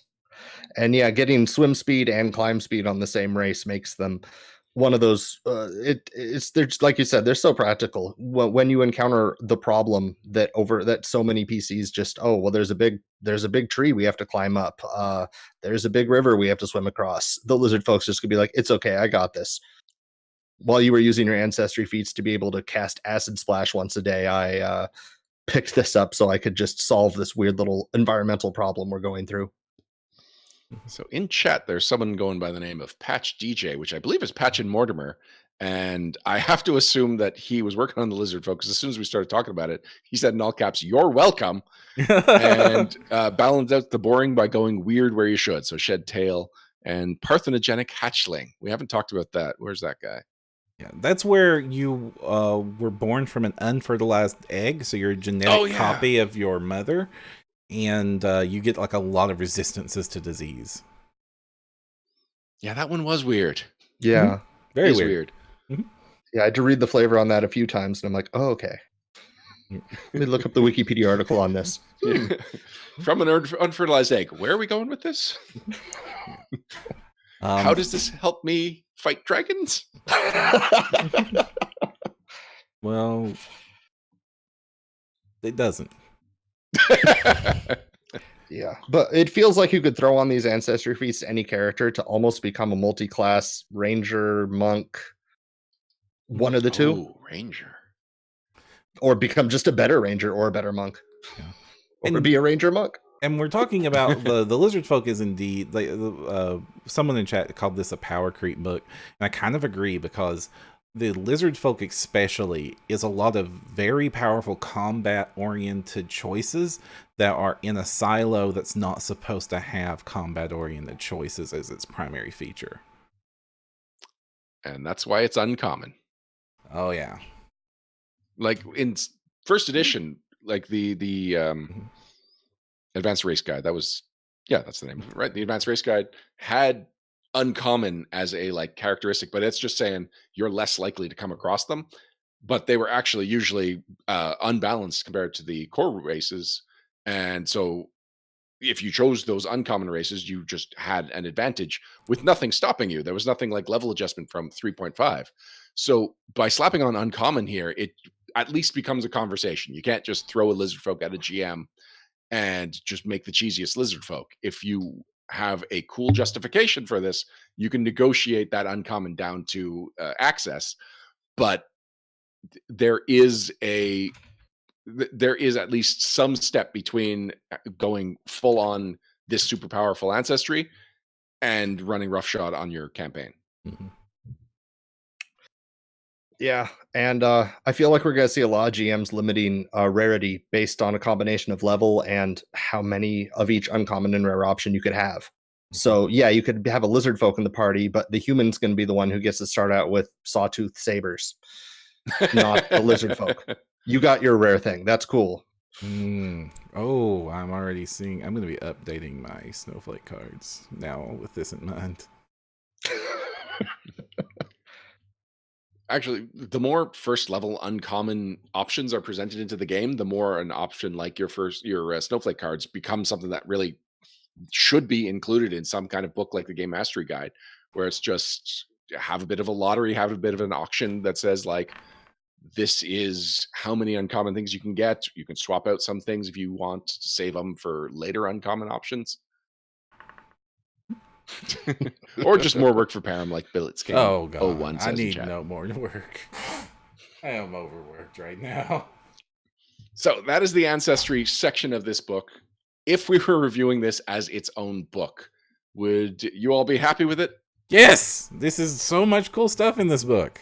This first half of this book. I agree. Yeah. For all the frustrations that I had early on, it was ultimately a very good read, very interesting options, and has me thinking about a lot of different characters that I can make out of it. Right. And Oh, then and it's gorgeous. The second half of this book, it just had me full of the happies. So let's talk about it. Same here. The organization section does not start with anything frustrating for me. In fact, I don't remember it frustrating me at all.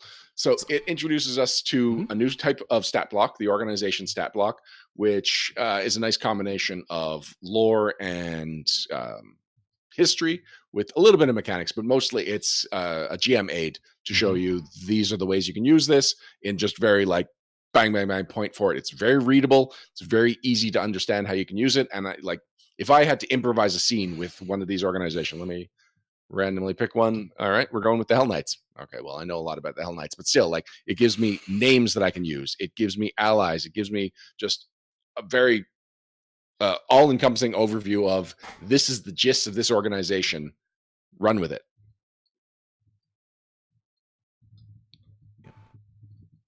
Yeah, I'm really happy to see the organization stat block laid out for those of us who wanted to write about organizations in third-party books, so it could look, all professional and cohesive with all the other products. Right. And you say that like someone with a plan. And I like that how the organizations are presented, because the last time Paizo explored this space was with the faction guide, which was a really neat concept that was trying to introduce basically MMO style reputation grinds into the game as a meta thing. And it just didn't quite work right and was mostly completely abandoned and never referenced again. And it also used a lot of terminology we were already using in Pathfinder Society, but in a different way. So those two things were bumping into each other, and Pathfinder Society was just the more powerful entity. Yeah. And then Pathfinder Society changed all those terms to new words, and it became very confusing. Indeed. So we get the Firebrands, we get the Hellknights, we get the Knights of Last Wall, who have had a significant demotion from where they used to be. The Knights of Last Wall has some real interesting stuff in it. Then we get the Magambya, which has the cutest art in the world, which we saw earlier. And then the Pathfinder Society wraps it up. So it's a good combination of like, everyone knows the Hellknights, everyone knows Pathfinder Society. Knights of Last Wall is a nice middle ground. And then Firebrands, I believe, are brand new, or at least it's codifies a lot of different organizations that were kind of filling the same purpose.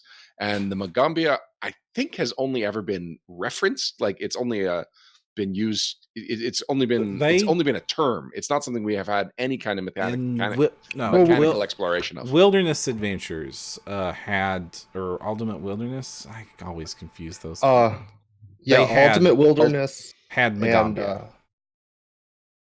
The Magambian Arcanist, which I also think was in that first Prestige class book that was released way back when. Paths of Prestige. Yeah. Love that book.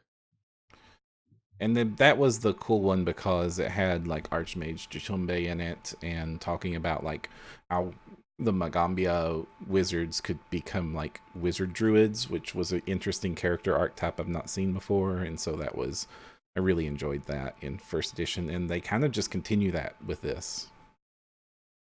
Very much so. So we start with the Firebrands. We start with the first organization that we are learning everything about right from the beginning. Right. The Twitch streamers of Galarian. Right, because they're not just Robin Hood, because they also want you to know about it. They really want to establish a reputation as much as they want to, rob from the rich and give to the poor. Yeah. Like, you're supposed to like overly dress and flamboyantly and adapt it to your culture, and all when you get into their character options, it's based on bragging and dares. It's like, I bet you 3 coins I can jump over this pit real good. Now, Cletus, I'm not sure you can. And then you do it, and then you get the mechanical bonus for doing it, and it's awesome. Yeah, and eventually you could earn an entourage. And actually, the way it's played out mechanically as something I've never heard of, where you roll twice and take the lower result just to prove that you are better than like luck. And then if you succeed, you get all these other bonuses because you're so good that even with the deck stacked against you, you still pulled it off. Yeah, it feels very much like those when you get high level first edition and you're just like re-roll the die and you don't even look at the result because you're like, I succeed on a 1 because it's a 5-foot jump and I'm a 20th level monk. Yeah. And this is you're getting this feat at level 4, so there's a very good possibility that you fail. Yeah.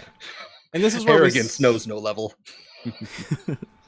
This is also we're going to start seeing some common items mixed in with the uncommon stuff, so keep a sharp eye when you're reading the feats and descriptions and items and such. So just because this is the Firebrands doesn't mean there's nothing for you in here. If you're not a Firebrand, the Cloak of Repute and the Instant Door Knocker are both common items that you could have that are just like sprinkled in here. Also, the Snap Leaf, which is one of my favorite first edition items, it makes its return here, which is this little crystal leaf. You snap it, you're invisible. I feel like the 3 Firebrand feats in here, though, almost could have worked in the core rulebook as non-organization feats. It feels like almost any adventurer would either want them or could feasibly say, I could see myself doing this. I mean, spreading rumors, having a vigilante disguise, or having a bunch of followers. It is nice to see a balanced leadership feat come out so early. Balanced in that your followers aren't just going to overrun combat. In fact, they're going to run away when combat starts. Oh, the best way to use followers, the leadership feat, has nothing to do with combat. You sow the world with hundreds of crafters and skill monkeys. In first edition, in this, Entourage just lets you have gophers. They let you show up in a room and it's like, fetch me an item and book me a room at the inn. That is basically the extent of what their power is. And I'm worried. I think that there was fear of the leadership feat, which is why Entourage is a rare feat. Yeah. Because I don't see this as something that is so game breaking that it needs to be rare. In fact, it feels super convenient. Right. Completely agree. I mean, I suppose if you're a Lion Blade and it gives you a better excuse to having a crowd in the room when combat starts.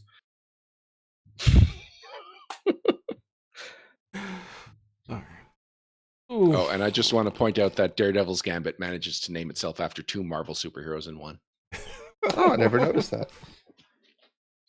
Yeah, the Firebrand archetype looks really fun. I always wanted to try Air Chaser from Paths of the Righteous in first edition, but never had the opportunity, and this looks like it lets you do it starting at level 4.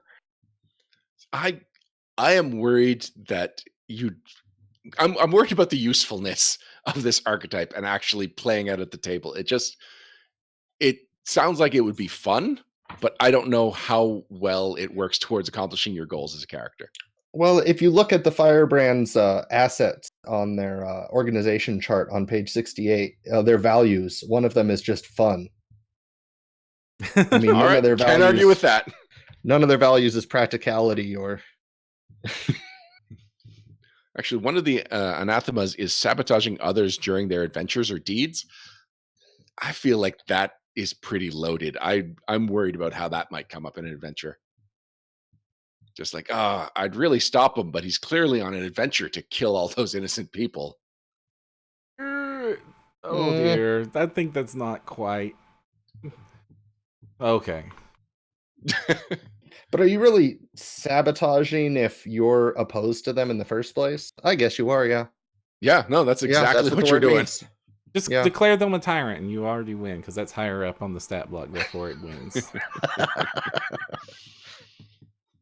All right, next up, we got the Hellknights. So we got a taste of the Hellknights in the World Guide, and we've got one archetype, and one of my questions going forward was like, so is that going to be it until we get more of a Hellknight dedicated chapter? Forgetting that we were getting a Hellknight dedicated chapter coming up in the very next book that does it actually plays with the archetype that we already got in really interesting ways. It establishes the ranks of the Hellknight organization, or reestablishes. I'm sure these have been printed somewhere before.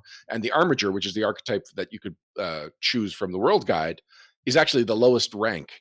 and it opens it up that you could take other Hell Knight archetypes of higher rank that you don't necessarily, if I'm remembering right, you don't need to be an armiger to qualify for the Hell Knights, but if you do, it can just add to it and you can be this like multifaceted Hell Knight. No, the armiger is a prerequisite for both of the dedication feats. Yep, I'm remembering it totally wrong. Yeah.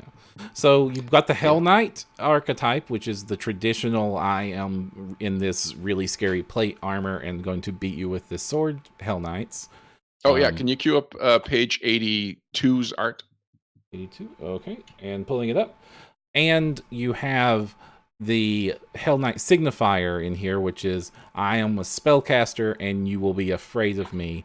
And they have a lot of fear-based, intimidation-based abilities. Also, they're a spellcaster that can just walk around in heavy armor. So the reason I wanted you to bring up this art is that this continues what we were saying about how art will take the concept that you're familiar with and really show you that there's a lot of different ways you can interpret it. So this art here is what I would typically, like, it's the most traditional Hell Knight armor. Big skull chest plate, heavy metal, really spiky, really kind of just the armor the devil might wear. It's the only time we see the totally traditional Hell Knight armor, even though there's like 10 pieces of Hell Knight art in this book. The let's see, there we go. The Order of the Gate is probably the one that is most divergent from the concept of what a Hell Knight looks like. But because it's still terrifying and hellish, it still fits the idea of what a Hell Knight could be. Oh yeah, that's on page 84. Yeah, I've scrolled over to it. Yeah, and those are the signifiers, the spellcasters, and you can look at that and see why. Oh yeah, you're scary for a living, and that is why you're good at it. Yeah, you know what? I am going to obey the law. Yeah. I'd be pretty scared if I'd probably always definitely go the speed limit if police dress like that. Also, the orders are super important here because, like, basically this entire chapter is just, hey, we've got this Hell Knight archetype. It has 1,000 options, and this chapter is entirely dedicated to fleshing that out. And so you've got, like, the one that's on the right, the one that looks like Vlad the Impaler, but even more angry, is actually Order of the Godclaw, which is like several deities, some of them good, that they follow. The full list is Iomade, Asmodeus, Abadar. I'm missing Aurori and Torag. Aurori and Torag. Thank you very much. Which is like more good deities and only one evil. And so they can, one of the things that the Order of the Godclaw can do is they can just freaking heal people just because they're Hell Knights. And they can even bring people back from the dead because they're Hell Knights. Having played in Hell's Rebels, I realized just how important the orders are to the characteristics of the Hell Knight. And it is playing out here, just like it did in first edition, that the Hell Knight prestige class was one of the most involved prestige classes from first edition. And now just the concept of being in the Hell Knight organization, like there's probably the most word count dedicated to mechanics in this section than any other section. Yeah, the big thing this book really did that blew me away was, even though I suppose we knew it was going to do it, was expand on the mechanics from a previous hardcover so well and give new feats for old dedications to let you qualify for those dedications without being locked into the 4 or 5 feats that came in the original book. Because you could take these orders as an armiger, even if you're going to take Hell Knight or Signifier, to help qualify for the devotion. So you could go take other multi-class or archetypes. Yeah. And I would want to. Those to get your orders lesser and greater dedication, that's the coolest stuff that the Hell Knight has access to. Right. And because you don't need your armiger devotion resolved to take Hell Knight or Signifier, you could go back afterward to take those order feats after you've already taken some Hell Knight or Signifier feats to help finish off your Signifier levels. Signifier you need it to be second level to qualify for, right? Yeah, well, Correct. all multi-class, you need to be 2nd level unless you're an ancient elf. Right. I don't believe that's true anymore because I think the archetype from the Firebrands, you have to be 4th level to get the dedication. Some are higher, yeah.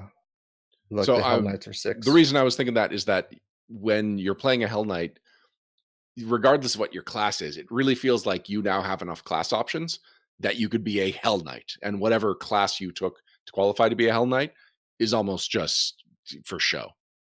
What's interesting, and this might just be maybe this fits the Hell Knight lore. Not sure what you two think, but the the Pathfinder and the Knights of Lastwall also have these greater archetypes that expand on the archetypes you see in Lost Omens World Guide. But with those two, the baby archetypes, you resolve their dedication requirement by taking the daddy archetype feats, whereas with the Hell Knight you don't. So if you're an Armiger signifier, you could totally just take signifier feats, even though you haven't completed your Armiger prerequisites, but you cannot go into any other dedications until you take 2 signifier feats, which kind of makes sense for an ultra lawful organization, I suppose. And it shouldn't come up often that you'll want to be a signifier, Hell Knight, and a wizard, but you never know. Yeah, triple multi-classing in Pathfinder 2nd edition is already really hard to do because you only have those 11 character feats across your entire character life that you have to divide up between all of your classes that you Right. And so trying to push a 4th one onto this I'm glad that you could technically do it, but I don't know why any character would want to, even regardless of being a signifier, because you just don't have enough to do anything interesting with that. Yeah, I just thought it was interesting that the Knights and the Pathfinders, you can do that, but the Hell Knight, you can't. It was. I just assumed they would have one overarching mechanic for it rather than split them like they did.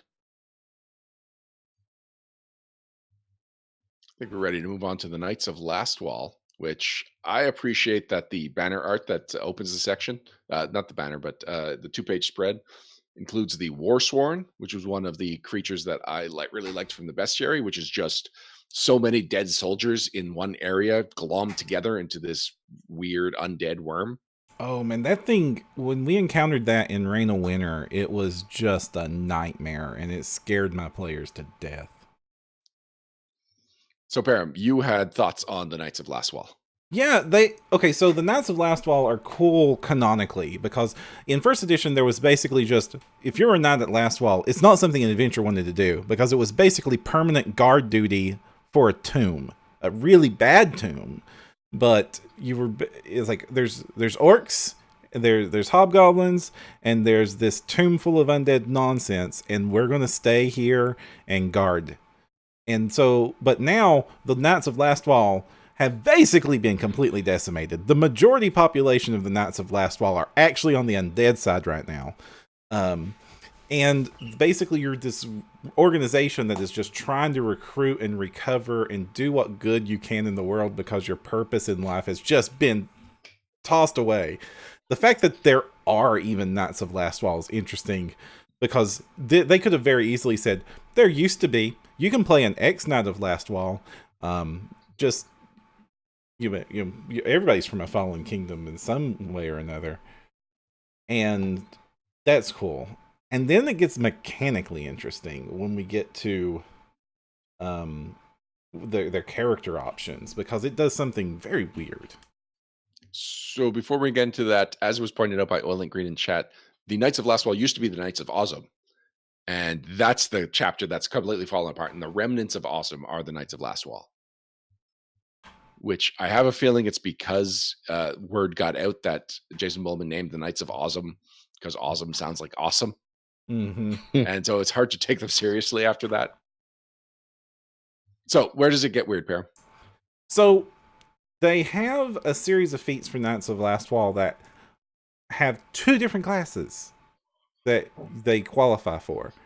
So you could, and this is the first, this is exploring possibility space for the game.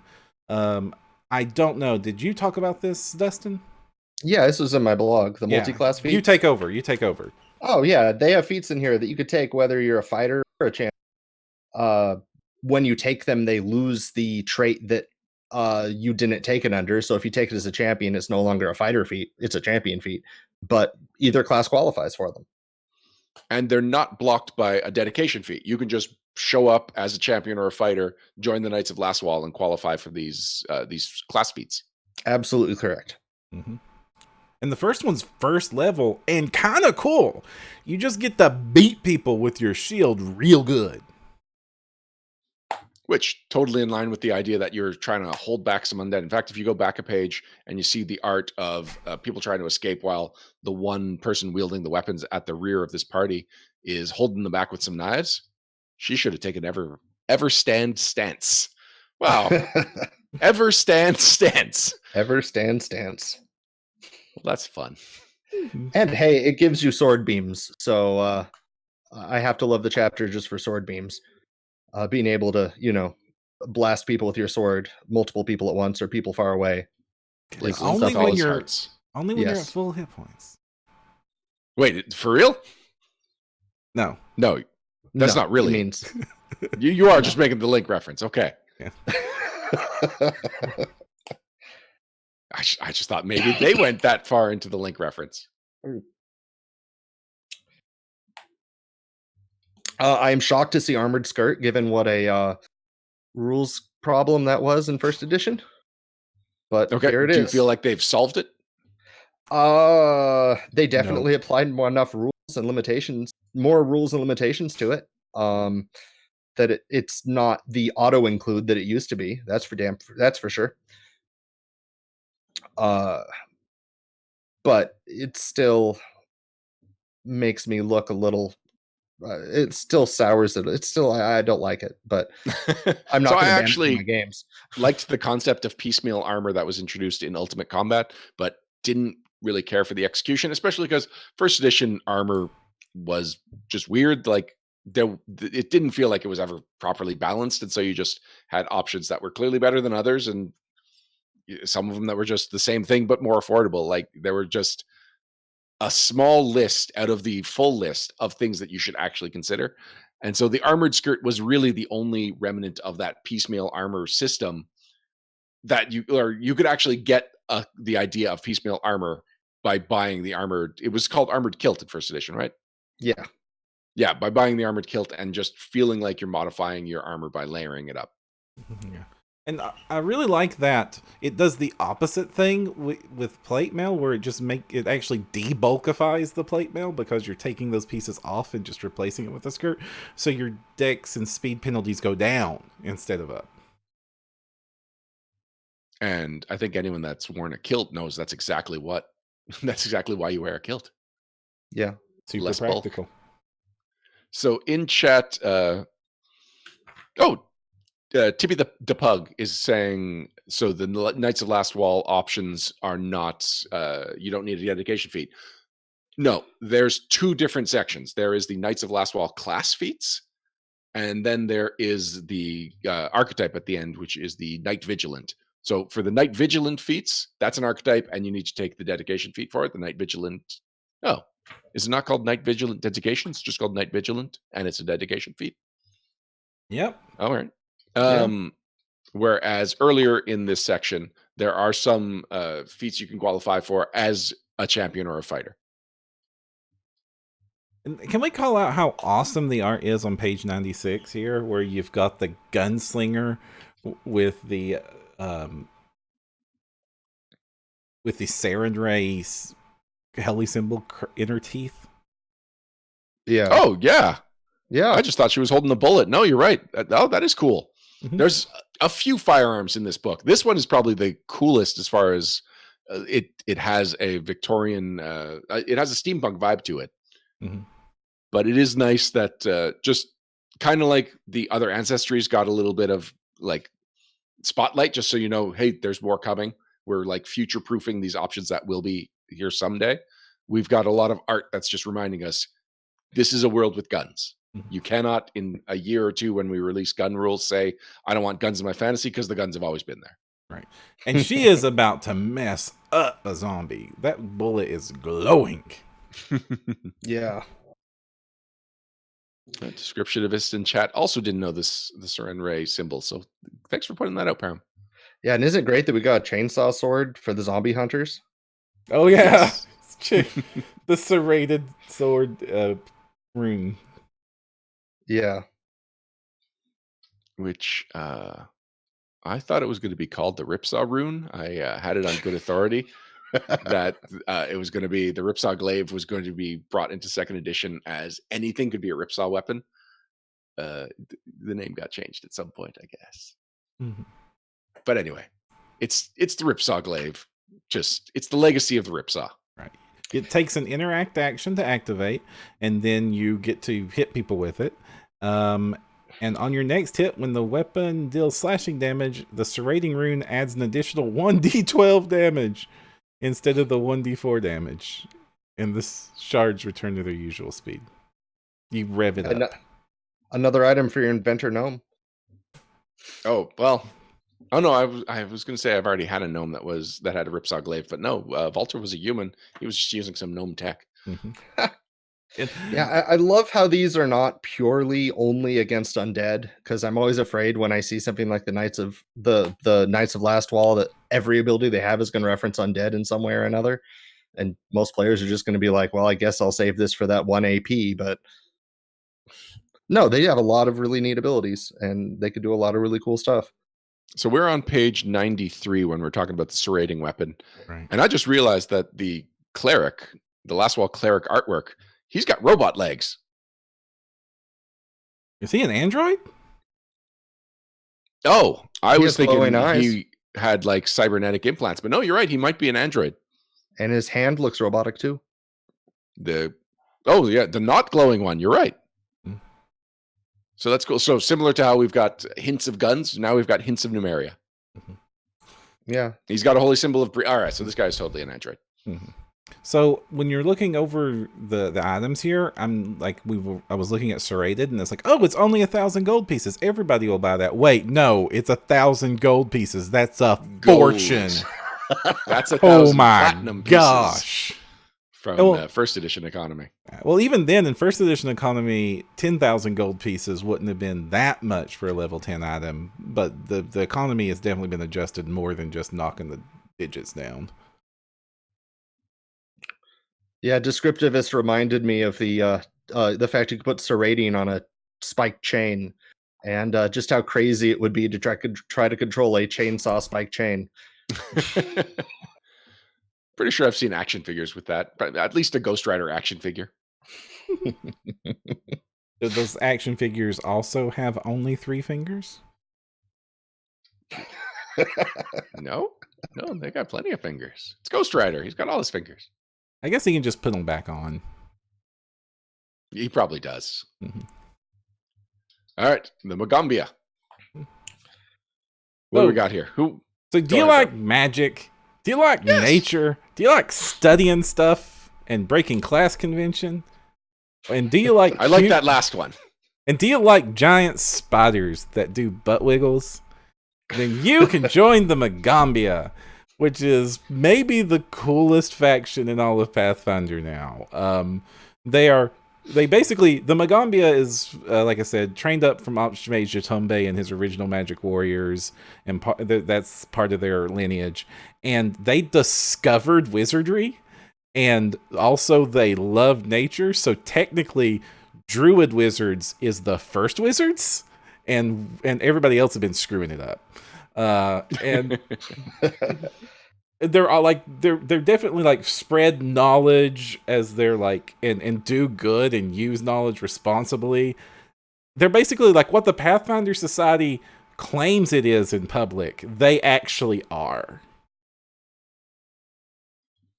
And masks play an important part of the lore. It's basically once you get tenure, it's the student, so it would be tenure. But once you have established yourself as like a senior student at the university, you get a mask that represents your knowledge and your teachings. Mm-hmm. And this mask can be your familiar, and it can be a small version of whatever animal your mask represents.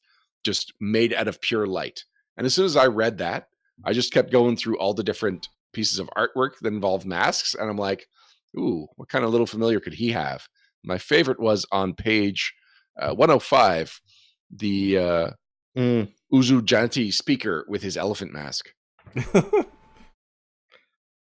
Don't usually think of an elephant as a familiar. Nope, but it goes back to, first edition Dungeons & Dragons and the minimals, where it's just picture an animal. Now picture a tiny version of that animal. It's your familiar. Oh, and Oilent Green, who wrote this section, is in chat and saying that credit to Mark Seifter for writing the masks section. He didn't have any good mask ideas by turnover time. All right, well, I really like the masks, so good on you, Mark.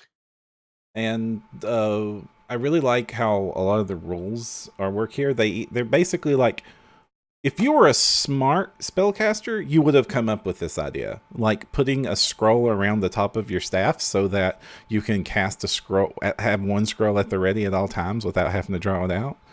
And also it plays with the traditions, but there's a lot of stuff here that gives you access to other traditions. It's arcana and nature, and it's basically letting like a bunch of feats that let you like pick and add from one bucket to the other. Are you limited to 2 buckets? I thought you could access all 4 buckets. All of the ones I've seen is always mentioning arcana or nature. I could have sworn there was a cult thrown in here somewhere, but now I'm also confused. There's definitely, you can select Halcyon spells from the Divine or Occult spell list is from Cascade Bearer's Spellcasting. There you have it. Is there any Divine? You just said Divine. I did just say Divine. Oh, that's both of them that were missing. Yeah. I was surprised to see the feat that lets you just pick any wizard or cleric meta magic and use it a limited number of times per day, because that will have to be future proofed. And this is very early in the edition for that. We're also seeing like a bunch of non-traditional ancestries. Like we've got a catfolk character right here, long before we're going to see wrong button, long before we're going to see catfolk, and we just saw an android, so we're already on a roll there. And if you go back to page 99 with the butt wiggle spider, you can see what looks like a gnoll in the background, or if it's not a gnoll, it's some other kind of dog-faced race that we don't know about. I suppose he could be wearing a dog mask or a hyena mask that he's lost control of. So I'm still guessing that's a gnoll. Probably. So I'm curious what they're fighting over. Oh, it's a book. I wonder what that's all about. Do we know that they're fighting? Maybe he's just handing him a book. Maybe they're being friendly. Look at the look on her face. Look at the posture. Look at the flexed muscles. Okay. Instead of fighting over it, maybe they're saying, no, you have to read this one. Oh, okay. I don't think that's usually how you gnolls... go tango. Oh. Then up next is the worst career choice in Galarian. Pathfinder Society. Oh my goodness. So between the world guide and now the character guide, we are getting a lot of Pathfinder Society lore, which is good. It's it's both a marketing tool and a part of the world of Galarian. So it just makes sense that the name of the game that's represented in world would be a major component of how they are expanding the rules so early on into the game.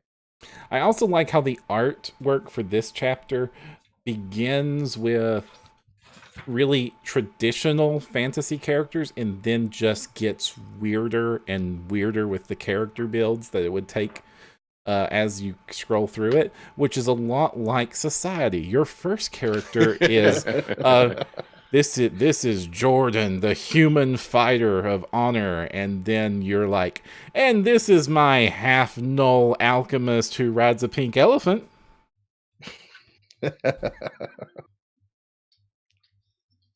A lot of the options are traditional. If you've read up on the Pathfinder Society, you'll recognize they've got the Chronicles, they've got different kind of wayfinders. I enjoyed the Pathfinder's coin, which lets you record a message, leave it, and if somebody plays it over a wayfinder, then it plays your message. So it's very, help me, Obi-Wan Kenobi, you're my only hope. And it also makes sense why just leaving this coin, no one else would be able to access your message except another Pathfinder. Because one, they would recognize it, and two, they would have the tool that unlocks its magic. Also, a Pathfinder coin means a lot to Pathfinder Society members. In the real world, a coin is only given for like going way above and beyond the call of duty for the society. And so this is giving a really useful effect to an item that is cherished by a lot of players. I love that the Vanishing Wayfinder's in here to show everybody how risky it is to say out in public, I'm a Pathfinder. I mean, the only special thing it does is it goes invisible, so nobody could tell you have a Wayfinder on you, because it's that much of a taboo in a lot of different places in the world. Oh yeah, Assyrian, never say that. Wait, ever. Are you suggesting you don't turn invisible, just the Wayfinder does? You turn the Wayfinder in a circle, giving it the effect spell. I think you turn invisible for 5 minutes. Okay, you do. My bad. I need to read more carefully. 150 gold for a Wayfinder that just disappears for 5 minutes seems like a lot. You think so? So that is like the 4th thing we've discussed today that lets you turn invisible. There's a lot of turning invisible in this book. Yeah. Well, that's adventuring for you. You don't always want to be seen. Unless you're a Firebrand. Unless you're a Firebrand.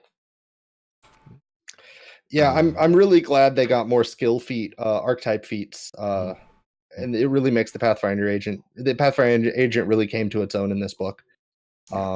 As an archetype, I'd really enjoy taking. Whereas just using Lost Omens World Guide, I wasn't as excited to look into it. Oh, really? I really liked the Pathfinder agent from the Lost Omens World Guide. Each to their own. No, you will have my own. Oh, it's canonical. Yeah, I mean, my favorite feat from this section was Absorb Spell, even though it's extremely high level, just because I was embarrassingly enough a huge fan of Spellfire back in Forgotten Realms. So I like being able to take spells into yourself and shoot it out later. Yeah, I have to reread this in a Spellfire context, because I was thinking of this as the Bishop spell, or the Bishop feat. Which I guess is the Bishop, the X-Men. Oh, okay. Yeah, that fits too. I was like wondering what part of Catholic doctrine you were trying to reference there for a minute. You can only go diagonal. All right. Next section is the section I didn't expect. It is a bestiary. It is a very tiny bestiary full of NPCs for these various factions. I assume to be allies, except maybe the Hellknights. They're use them as you will. If someone starts a fight with the venture captain, then you're fighting the venture captain. Oh, I've wanted to punch a venture captain a few times. This one? No. Actually, yes. That jerk. That, like, the last adventure that I met that jerk in is 1-04. He is at the very beginning of it, and you will not like what he does to you. It's not super spoilery. Yeah. Covers you in barnacles. Are you serious? Is this character from more than just this one piece of wacky art? Yeah, you meet him in Pathfinder Society 2nd edition, 104 at the very beginning. He has some things for you. It's a fun barnacles. It's a very fun adventure. I don't want to spoil any of it. Actually, it might be my favorite adventure so far for 2nd edition. Wow. Yeah, it's really great. Now, there's not a lot of choices right now, Ryan. I mean, but yeah, my players were hating me and laughing their butts off through the entirety of that adventure. It is definitely my favorite of any of the Pathfinder Society stuff for 2nd edition. So after this, we get the themes, the theme templates that we were talking about earlier. And we've got a glossary and index, which I know Luis likes us to actually read over and review and use practically. I forgot to try that this time. So let me go to Ripsaw. Is Ripsaw in here? It is not. This could be better. Oh gosh. But that's it. That brings us to the end of the character guide. Some conflicting feelings about this from me, but other than what I disliked, which I dislike a lot, but it ultimately plays a very small role in what I would do with this book. So ultimately, this gets at least a thumb and a half, if not 2 thumbs up for me. Yeah. I like all of this book, and enthusiastically recommend getting it. I think, especially right now in second edition's life, this is basically a required purchase. There's just not a whole lot of options out there for the game yet, and this gives you a lot of fun options. I completely and fully promote this book, and I absolutely love it. Everything in it is definitely, I'm going to try to use as much of it as I can in my campaigns, and I think there's a lot of great tools in here for players, GMs, and third-party writers who want to do second edition work. Mhm. I feel like we should throw in the caveat that you need a fair amount of second edition understanding going into this book to really see how you can make the most of these options. I feel like if you're still working out of the core rulebook, you're still learning the game, like get this book. It's great lore and it'll be great on your shelf for a while, but don't dive into it because a lot of it is uncommon options and a lot of it is very specific changes to how second edition expectations. So that's the only caveat I'll throw in. So I will go back to thumb and a half. It's a good book, but there is a certain audience that it's not for. That's fair. So I think we're done, right? Concludes Lost Omens, Allies, and Ancestries. That works. It is 11:15. There is a little bit of news. All right, I feel like we can cover one of the news items in shoutouts, and the other one we can leave off because people that read the blog already know about this information. So we're ready to move on to wrap ups and shoutouts. All right, right after this. Wrap-ups and shoutouts. Wrap-ups and shoutouts. Wrap-ups. Wrap-ups and shoutouts. And we're back. Thank you for joining us for episode 210 of the No Direction podcast. Before we go, we want to bring some attention to some cool things that are going on, including the Gamemastery Guide, Monster and Hazard Creation PDF has been released. Woohoo! This is something that we've been teased about since it was established that the bestiary would not have monster creation rules.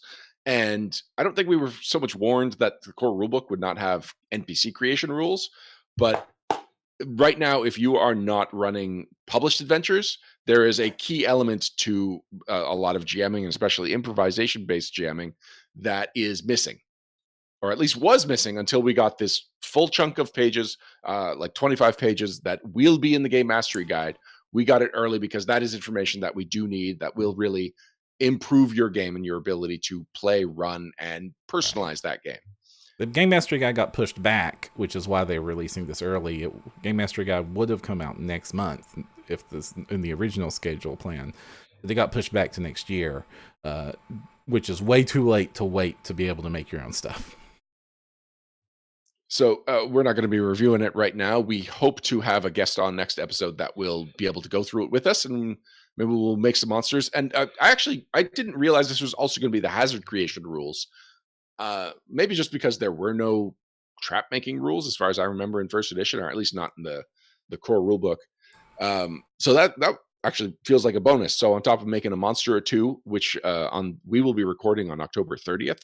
So that'll probably affect the theme of the monsters that we're creating. We'll also throw in a couple of hazards, see how that plays out. Mm-hmm. Dustin, have you had a chance to look through the Gamemastery Guide, Monster and Hazard Creation Rules PDF? Oh yeah, Mark Seitfer on Arcane Mark did we built a Sharkshasha on his stream together. It took it took a little bit longer than usual just because it was made by committee, so there was a lot of voting and giggling. But it looks like you could whip out a very a good, interesting, engaging monster in only about 15 minutes. it's easy enough to use that you could probably even call a bio break on your players and quickly make something if they've completely gone off the rails. Right. It's a very powerful tool. And I've done that in Starfinder that uses rules extremely similar to this. So I can vouch for your bio break. I have made a BBEG for an adventure on the fly during a smoke break. Wow. There's some players online... shouldn't smoke. Oh, sorry. There's some online tools that people are working on that you could use to make monsters really easily with this. But none of them are really more than a Google Doc right now. But those Google Docs are those wonderful. have been shared in our Discord, and I've haven't had a chance to play around with them, but I have looked them over, and it is exciting just how quickly we were able to turn those around and get more tools added to the game, and it just feels like we're building the community with every new release. Mm-hmm. And next, Dustin, why don't you tell us about your blog? Oh, well, it's mostly it's a blog for reviewing Pathfinder products, especially with an eye to PFS and additional resources updates and other Pathfinder Society updates as they come along. It's also a place for me to shill my own products, like the Pathfinder Cleric and Fighter feat cards, and other books mostly released under Everybody Games with Alex Aguinas. So, you know what? I was pedantic about the name of his company, but it's Alex Aguinas. Oh, apologies. That's all right. The other one was for advertising reasons. It was more important to get to first. Mm-hmm. Do you have any other products coming out that you want to bring attention to? Well, there is a medicine skill feat book coming out soon that I'm extraordinarily excited for because I had a lot of fun writing it and already want to make my first PC character using a set of feats that comes out in that book. Which, yes, usually skill feats are more under the table and just kind of, that lets me bypass a prerequisite. But at this point, I'm really trying to expand them into the realm of you could base a whole character around this. Yeah, that's what I'm thinking. Like, medicine is a very good place to start for exploring that because it is the medic. It is definitely a role in the party. And if you are the kind of group that just isn't interested in the cleric, second edition made sure that there were a lot of options, but now it also leaves a lot of design space, and I am curious to see where you go with it.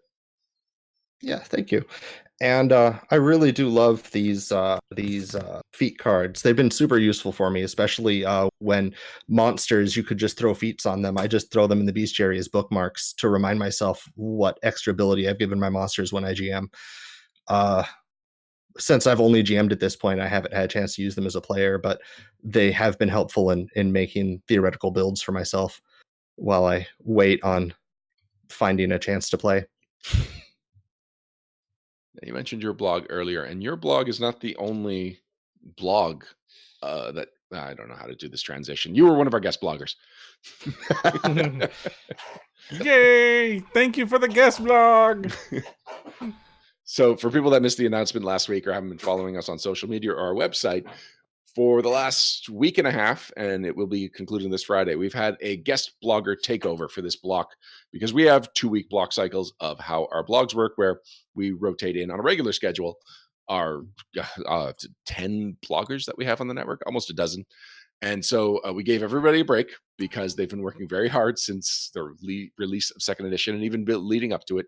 And so it was 2 weeks off, and it gave us an opportunity to reach out to some people that we just think are cool and have interesting things to say and see if they want to contribute. And I don't think there was anyone that said no, they didn't want to. There were just a couple of people that were like, it's not a good time for me, but we'll be in touch. And so now that we're most of the way through, I do want to give specific shout outs to people. Jacob Blackman, the artist, very famous among third-party publishers. He is known for his professionalism, quick turnaround time, and affordable rates. He did a blog on the care and feeding of your freelancer or possibly a freelance artist. It was a great way to kick off the blog takeover block because really, the freelancers are people that sometimes get neglected and get overlooked, and it's important to remember just how much they've contributed to what is the game and how much of what you are playing is the result of people other than Paizo employees that are playing, that are building your tools to play this game that we all love. I think it's safe to say that the majority of the page word counts is written by freelancers. Yeah, I agree. Next up, we had Rick Sandage, who is the host and GM from Find the Path, which is an actual play podcast, which has official status with Paizo right now. Mhm. And he was talking about playing to the crowd. So basically, every GM has an audience, and that is their players. But it is a specific challenge if you are hosting a live play podcast, if you are GMing in front of a group for some kind of special event. These things are becoming far more popular. They're becoming a major part of the hobby, and they are how people, a lot of people are connected to the games that they love and consider them a fan of, even if they don't always get the time to play. And so he talks about the challenges and the things to consider if your audience is more than just the people around the game table. Right. And I agree with a lot of what he said. It is definitely a completely different experience GMing, or not GMing, but playing the game with an audience watching. It's intimidating. Is it? It can Actually, be. at PaizoCon, I was talking to some freelancers about the challenges when we were doing Adventurous. And I just suggested, like, I don't know why everyone doesn't just live stream their game. And they looked terrified. And I realized, oh, right, this is a very public thing that I'm suggesting people that are not necessarily very like public speakers do. So yeah, that grounded me and my expectations of why people would not all do actual play podcasts. The actual play podcast doesn't bother me, actually, because it's mostly our fans and stuff. The time I got intimidated was the 2 times I was up on the Gen Con stage with Jason Bowman. That was I was very much saying, don't screw this up, don't screw this up, don't screw this up, don't screw this up. Well, the time I was there, you didn't screw it up. And I just realized I never went back and watched you and Lauren on the stage. I know there were a lot of things happening in August. Mm-hmm. Lauren stole through that October. Show. Lauren stole that show. Lauren is a show stealer. Mm-hmm. But yeah, that is something I now have to make a priority, because I definitely am looking forward to that. Like, we had a lot of fun when we did it. Mm-hmm. And I'm sure that having Lauren added to the mix would just make it better. Mm-hmm. Next, Lucas Servideo did What GMing for Kids Can Teach You About GMing for Adults. You know Lucas Servideo if you've ever been to Gen Con. You may not know him, but you've seen him. You've been influenced by him in some way. The coloring and activity books, the cardboard cutouts that you can take pictures of, the entire section with all the kids. He is all over those sections. The Pathfinder Academy, or just Academy now. And he, like, on top of just how to GM for kids, he is reminding you that, we're all playing a game, and even adult gamers are kind of kids at heart, and just the tools that you use to manage and entertain children is perfectly applicable to adults. You've known this for a while, haven't you, Ryan? So, like, when I was teaching special needs, and there are definitely some techniques for managing special needs students that I have applied at the game table to great success. Like, yes. On October 10th, we had Angie Powers. She was one of the moderators of the Pathfinder RPG Facebook group. This is an unofficial group. She always wants this to be clear. And she's just talking about how, like, she's helping to moderate 30,000 members of an online community in a time when how communities online behave and expectations of the people that run these organizations has changed. It's not the Paizo boards of old. And she talks about why certain expectations of free speech or whatever have you, or censorship that some people come in and claim is being threatened, why things have to work the way they are, and why they are perfectly in their right to do this. This is a privately owned group of fans that are trying to build something, and some elements in these communities are not working towards that same goal of building things up. Yeah, I mean, keeping that group organized is a surprising amount of time dedication, and it is absolutely thankless, and abusive language gets tossed at the whole team on a fairly regular basis.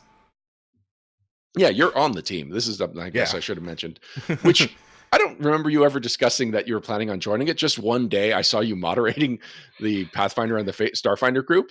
I was like, oh, when did he find the time? I didn't.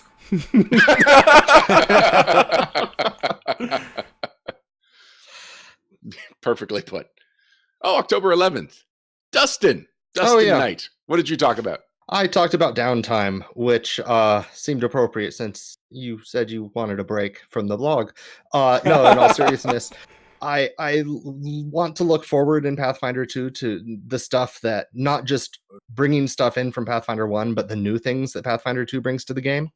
And I think there's a lot of systems like downtime that could use a bit more love when it comes to additional things GMs could be doing for them in their personal campaign. Especially making sure everybody at the table has the ability to access that entire phase of the game, even if they don't have ranks in craft or feel like filling out a bunch of kingdom building charts. So it kind of gives GMs a bunch of different tools, ideas for different tools they could use for different types of characters as to what you could do between sessions, which can be very important, especially if you have a long time between sessions or your group has to miss a session or two for keeping the campaign relevant and on people's minds. Also, you don't know how much I wish this had been the article that we kicked things off with, just for the thematicness of it. Well chosen, sir. Thank you.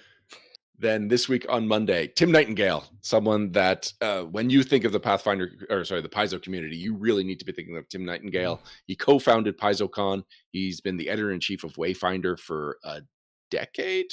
Mm-hmm. Yeah, just doing the math in my head. He was Volunteer of the Year in 2012, and he is a fixture. He is someone that the Pathfinder community the Paizo community would not be what it is without his contributions. And so he talks about how many people have gotten into the game industry on the on the writing side and the career side through Wayfinder, the fanzine that he helps write. And anyway, I was reading the title while also forming a sentence, and I mixed up my words very poorly. Basically, not only on the community side, but also on the industry side, Tim Nightingale has been an influencer and an important figure. And he talks about how Wayfinder is still a great way that if you are interested in getting into the RPG industry, this is an avenue that you should definitely explore. I love Open call ends in 15 days. What's the theme? The diaspora, the asteroid belt in Starfinder.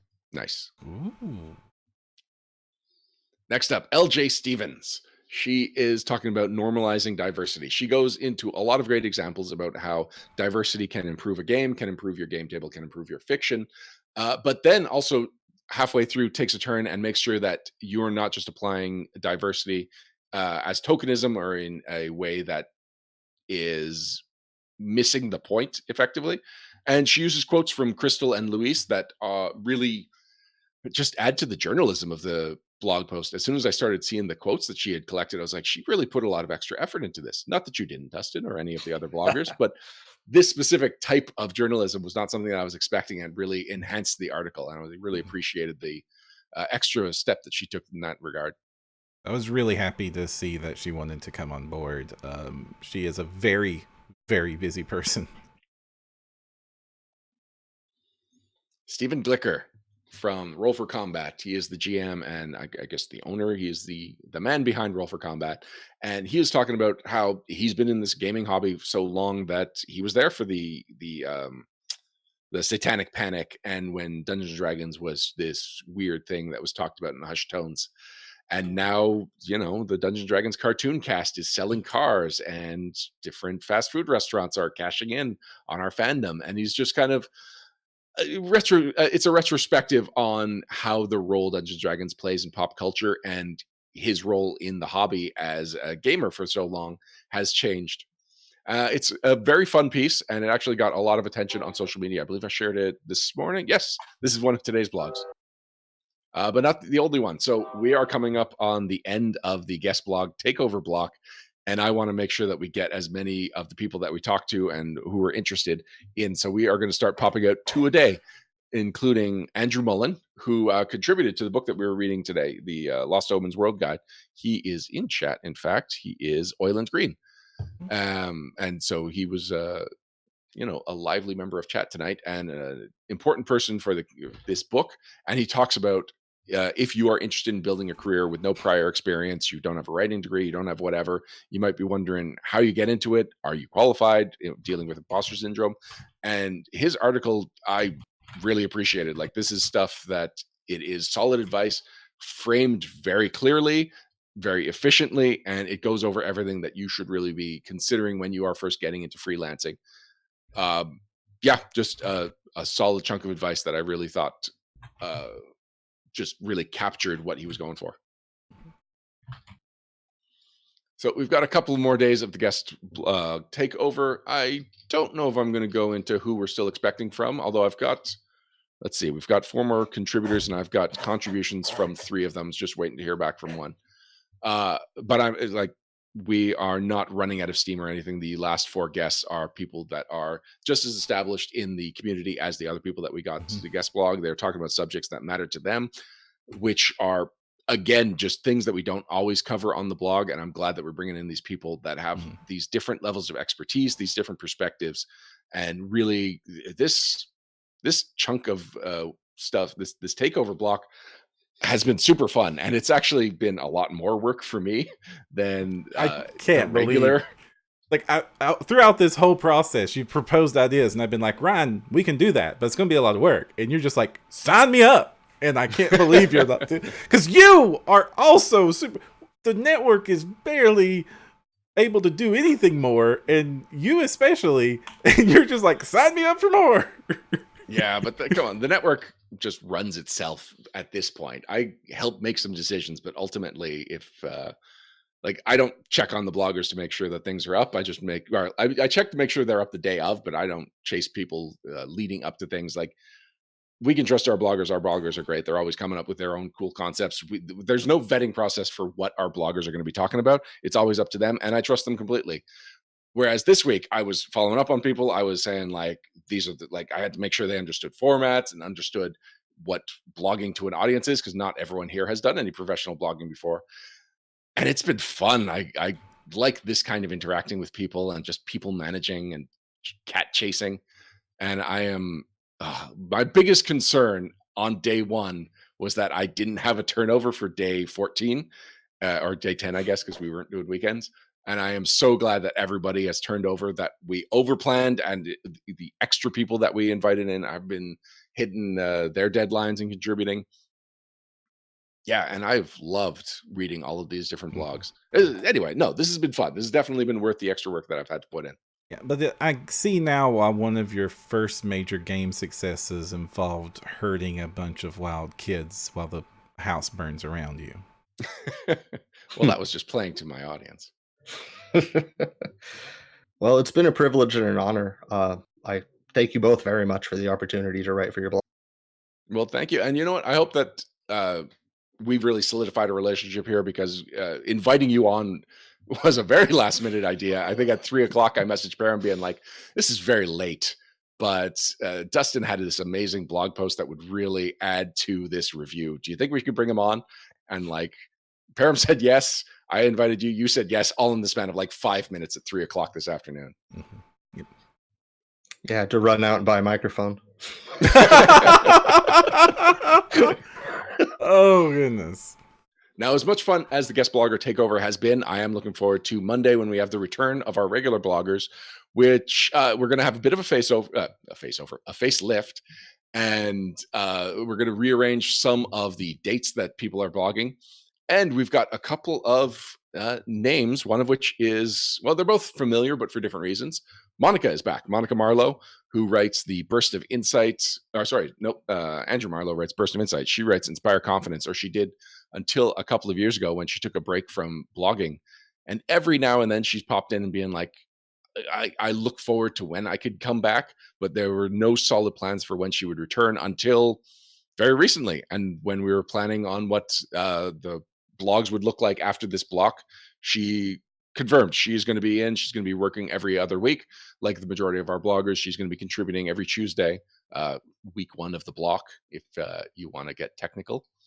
And it will be a return to Inspire Confidence. And we have a new blogger joining us. He will be taking Alex's Monday slot. Alex is moving to Wednesdays, and it is Rob Pontius. He was with us for a Geek Together a couple of weeks ago, and he also did a guest blog outside of the block. He just, contributed a guest blog a few weeks ago that started conversations and got the relationship firmed up, and now he has joined the network as a regular full-time staff member. And it's cool to see the network continue to grow and expand and get new members. This is this is really cool on my side to see how this thing is growing. And Perram would not be possible without your contribution as well. I'm really glad that we've got some new faces. It is good to have fresh perspectives, and Rob has been fantastic to hang out with, and I've missed Monica. Monica was wonderful. So that's starting up on, what is that? The 21st. We're I'm not going to go over the whole full schedule. If it's someone that you know of as one of our bloggers, they are back. The only person that's an exception is Lauren, who has taken a hiatus while she's working on her grad school she's in, right, Perram? I forget. She's definitely doing some higher education.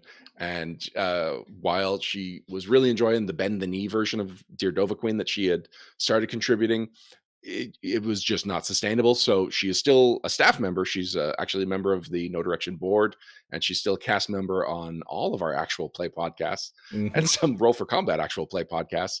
She's just not going to be blogging for the immediate future, but we look forward when she's back contributing as well.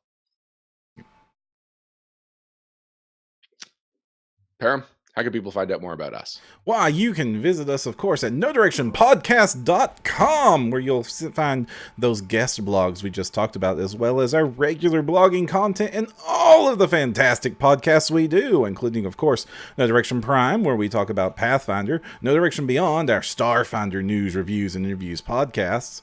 Then, of course, we have our actual play podcast with Adventurous, which is currently doing a side story called Mimits 11, where we play monsters and get up to shenanigans, because, of course, shenanigans are required when you're monsters. Shenanigans. And then there is Stellar, our Starfinder actual play podcast with Amanda Hammond and V doing the GMing for us, Vanessa Hoskins. And that is amazing. So many fantastic players I get to play games with, and I'm really kind of, humbled that y'all enjoy listening to us. It's like a win-win. I get to play with some amazing players, and then you all get to say things that make me tear up every now and then in the Discord. Oh. And speaking of Discord, it's the chillest place to talk about Starfinder or Pathfinder or anything else nerdy. Just go to the Discord link that is on nodirectionpodcast.com. Check the right-hand side. There's a big freaking giant Discord button. Click that. You'll join the server and just get to hang out with us. All the No Direction staff members are right there pretty much all the time. And we have several hundred No Direction fans hanging out there as well. It's a good place to chat about your favorite stuff. And of course, you can reach us at No Direction on Facebook, No Direction on Twitter, and No Direction Show on YouTube. Oh, and there is Tim's Instagram, which is not official, but it's he's basically doing what I'm doing on Facebook, but he's putting his own spin on things, which I really appreciate. It's often I will read how he shares the different things that we are posting to our site. And it's cool to get someone else's perspective, someone that's not on the staff's perspective on the things we share, what they're excited about. So that is No Direction Podcast on Instagram. So again, it's not official, but it's totally sanctioned. I told him that he definitely could do it. And I recommend you check that out as well. Yep. And none of this would be possible without the support from all of you on our Patreon. If you wish to continue to support the network and see it continue to grow and fantastic content like this to be regularly released, and of course to keep the lights on because servers ain't free, You can help us out on our Patreon. We appreciate everything you are able to do. And you can find the link to our Patreon at nodirectionpodcast.com or at patreon.com/nodirection. And thank you, of course, Dustin, for joining us in this episode. You filled the role that I was really hoping you would for the review. You really brought a different mechanical perspective. And I'll just flat out admit it, you have a better understanding of 2e mechanics than I do. Thank you. Thank you very much. I had a lot of fun. I will always be open for ranting about Pathfinder mechanics. We will keep that in mind. And you were not the one ranting this episode.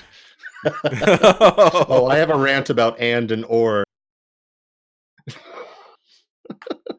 Oh, we're so close to the end. No, save it for our guest blog post. Until next time, I'm Ryan Costello. And I'm Jefferson J. Thacker, also known as Perram. And if you want to find the path, you need no direction.